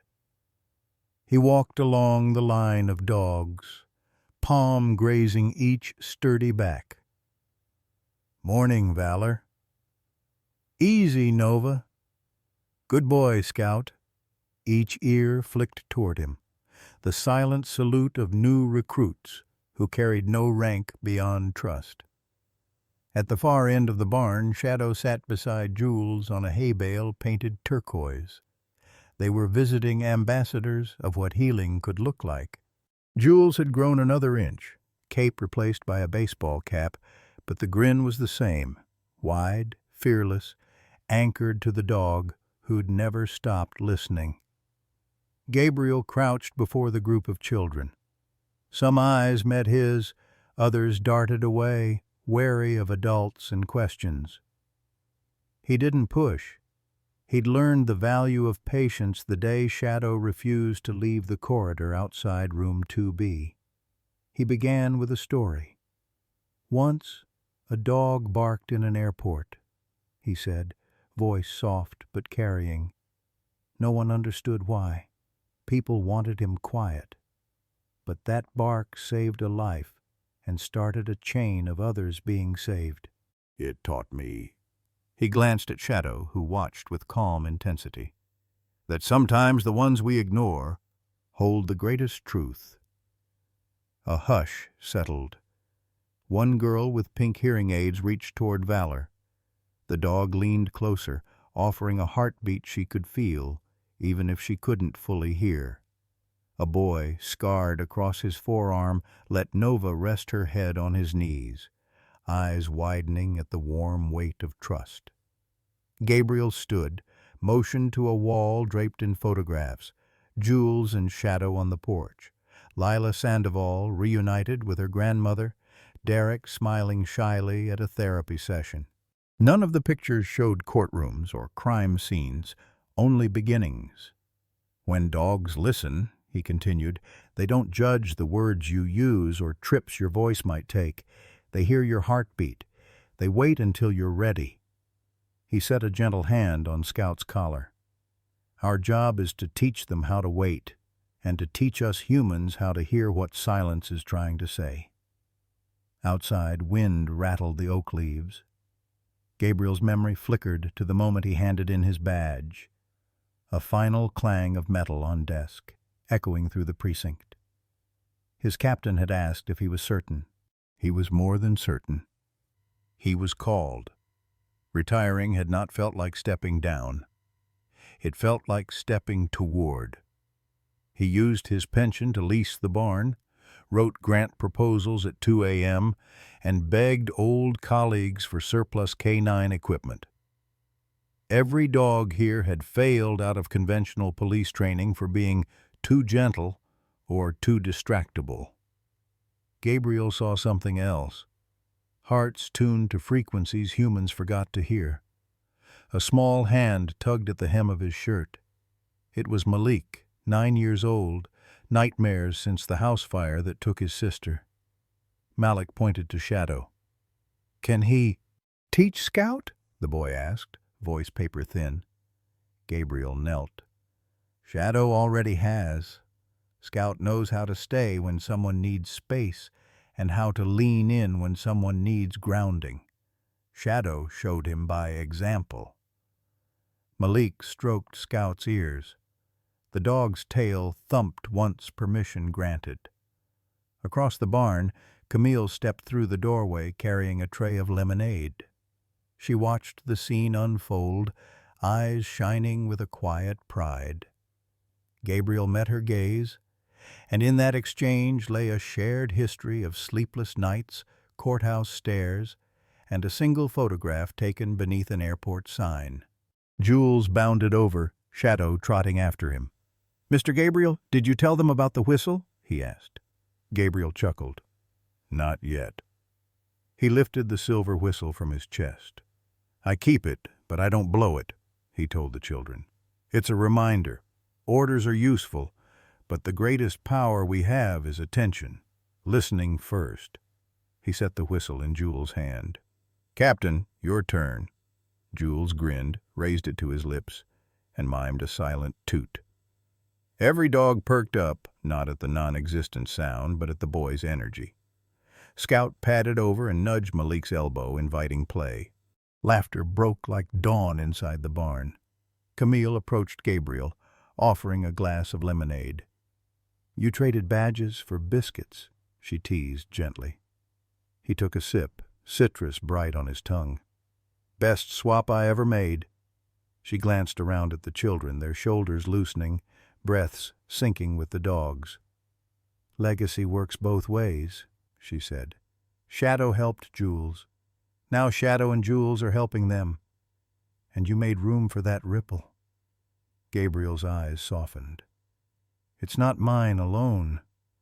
It belongs to every person who chose to believe a bark instead of dismiss it." Camille nodded. "And to the dogs who refused to be quiet." They stood in companionable silence, watching Scout roll onto his back for Malik to scratch his belly.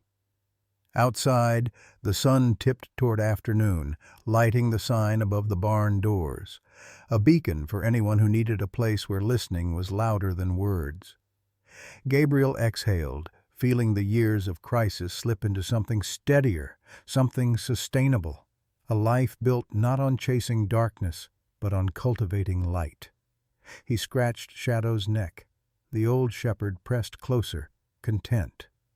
"Ready to teach the next class?" Gabriel asked. Shadow's tail swept the floor in answer, and for the first time in a long career, Gabriel felt the future rise in him, not as a burden, but as a chorus of quiet heartbeats waiting to be heard.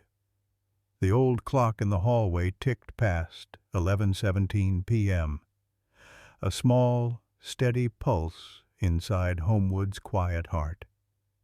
Outside, cicadas hummed their late summer chorus, but the house itself was hushed, wrapped in darkness and lamplight.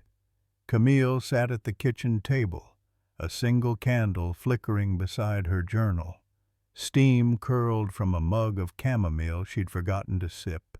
She turned to a fresh page, the paper soft beneath her fingertips, and touched her pen to the margin as though greeting an old friend.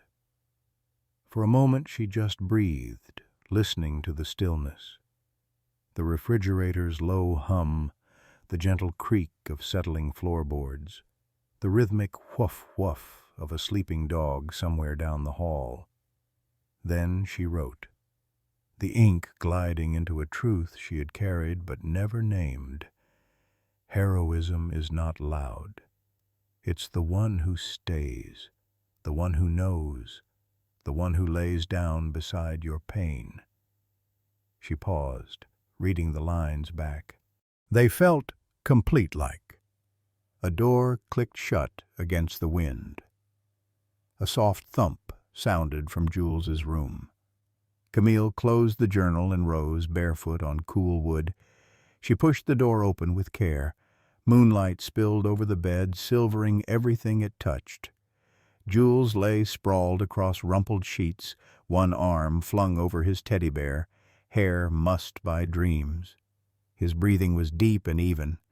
No whispers of old terrors, no sudden jerks of remembered fear. On the floor beside him, Shadow exhaled a long, contented sigh. His graying muzzle rested on his paws, ears relaxed, chest rising in slow cadence with the boys. A sentinel at peace, because the world, at least within these four walls, gave him no alarms to sound. Camille leaned against the door frame, hand pressed to her heart. The sight of them boy and dog, warrior and guardian, never failed to steal her breath. She had once feared the silence of night. Now she cherished it, because it carried the proof of healing set gently to sleep. She padded over and draped Jules' blanket back across his legs. He stirred only enough to burrow deeper, lips curling into a half-smile. Shadow's eyes cracked open, golden and knowing. He didn't rise. He simply thumped his tail once against the floorboards, a quiet acknowledgment that all was well. Camille knelt, scratching behind his ear. "You've earned your rest, vieux soldat," she whispered in French. "Old soldier." Shadow's eyelids fluttered closed again, muzzle tipping into her palm. A breeze lifted the curtain, moonlight shifted, bathing them in a softer glow. Camille kissed Jules's forehead, inhaling the sweet grass scent of his shampoo. Then she stood, letting the door click shut behind her. Back in the kitchen, she placed her journal on the windowsill, candlelight shimmering over the fresh ink. Outside, the garden swayed in quiet rhythm, lavender tops nodding like rows of sleepy listeners. She finally lifted the mug and tasted the tea, lukewarm now, but sweet with honey. It didn't matter. Peace rarely arrived at perfect temperature. It simply arrived, asking us to notice. Camille turned off the light and made her way to bed. As she slipped under the quilt, she felt the house breathe with her, a living thing stitched from laughter and tears, from barks that once shattered silence and the hush that followed when safety returned. Down the hallway, Shadow sighed again. Jules murmured something unintelligible, turned over, and let the night cradle him. Outside, the cicadas faded, replaced by the low chorus of katydids. A shooting star arced across the slice of sky visible through Camille's window-silent, brief, beautiful. And in that hush, an eternal peace settled in, soft as fur against a child's hand. A mother's heart mended, a boy's dreams unbroken, a dog's duty fulfilled, never really ending, simply changing shape into comfort. Heroism, she realized, was not the thunder of rescue or the glare of headlines. It was this: footsteps that linger, eyes that notice, a presence that stays quiet, steadfast until dawn. Shadow's journey reminds us that true heroes often walk on four paws: guided not by orders, but by heart. German shepherds like Shadow embody loyalty, courage, and an uncanny ability to read the quiet spaces inside us. Their instinct to protect and comfort turns simple companionship into a lifeline, proving that love is a language deeper than words. Jules's laughter, Camille's resilience, and Gabriel's new mission all bloom from one primal truth. When we choose to listen to a child's whisper, a mother's plea, a dog's bark, we create ripples of safety that reach far beyond a single family. Shadow teaches us that heroism is patient presence, that healing can begin with a gentle nudge of a muzzle or the warm weight of fur against fear. May this story inspire us to protect the vulnerable, celebrate the silent heroes among us, and open our homes and hearts to the remarkable animals ready to stand guard over our better selves. In loving them, we learn to listen. In listening, we find the courage to act.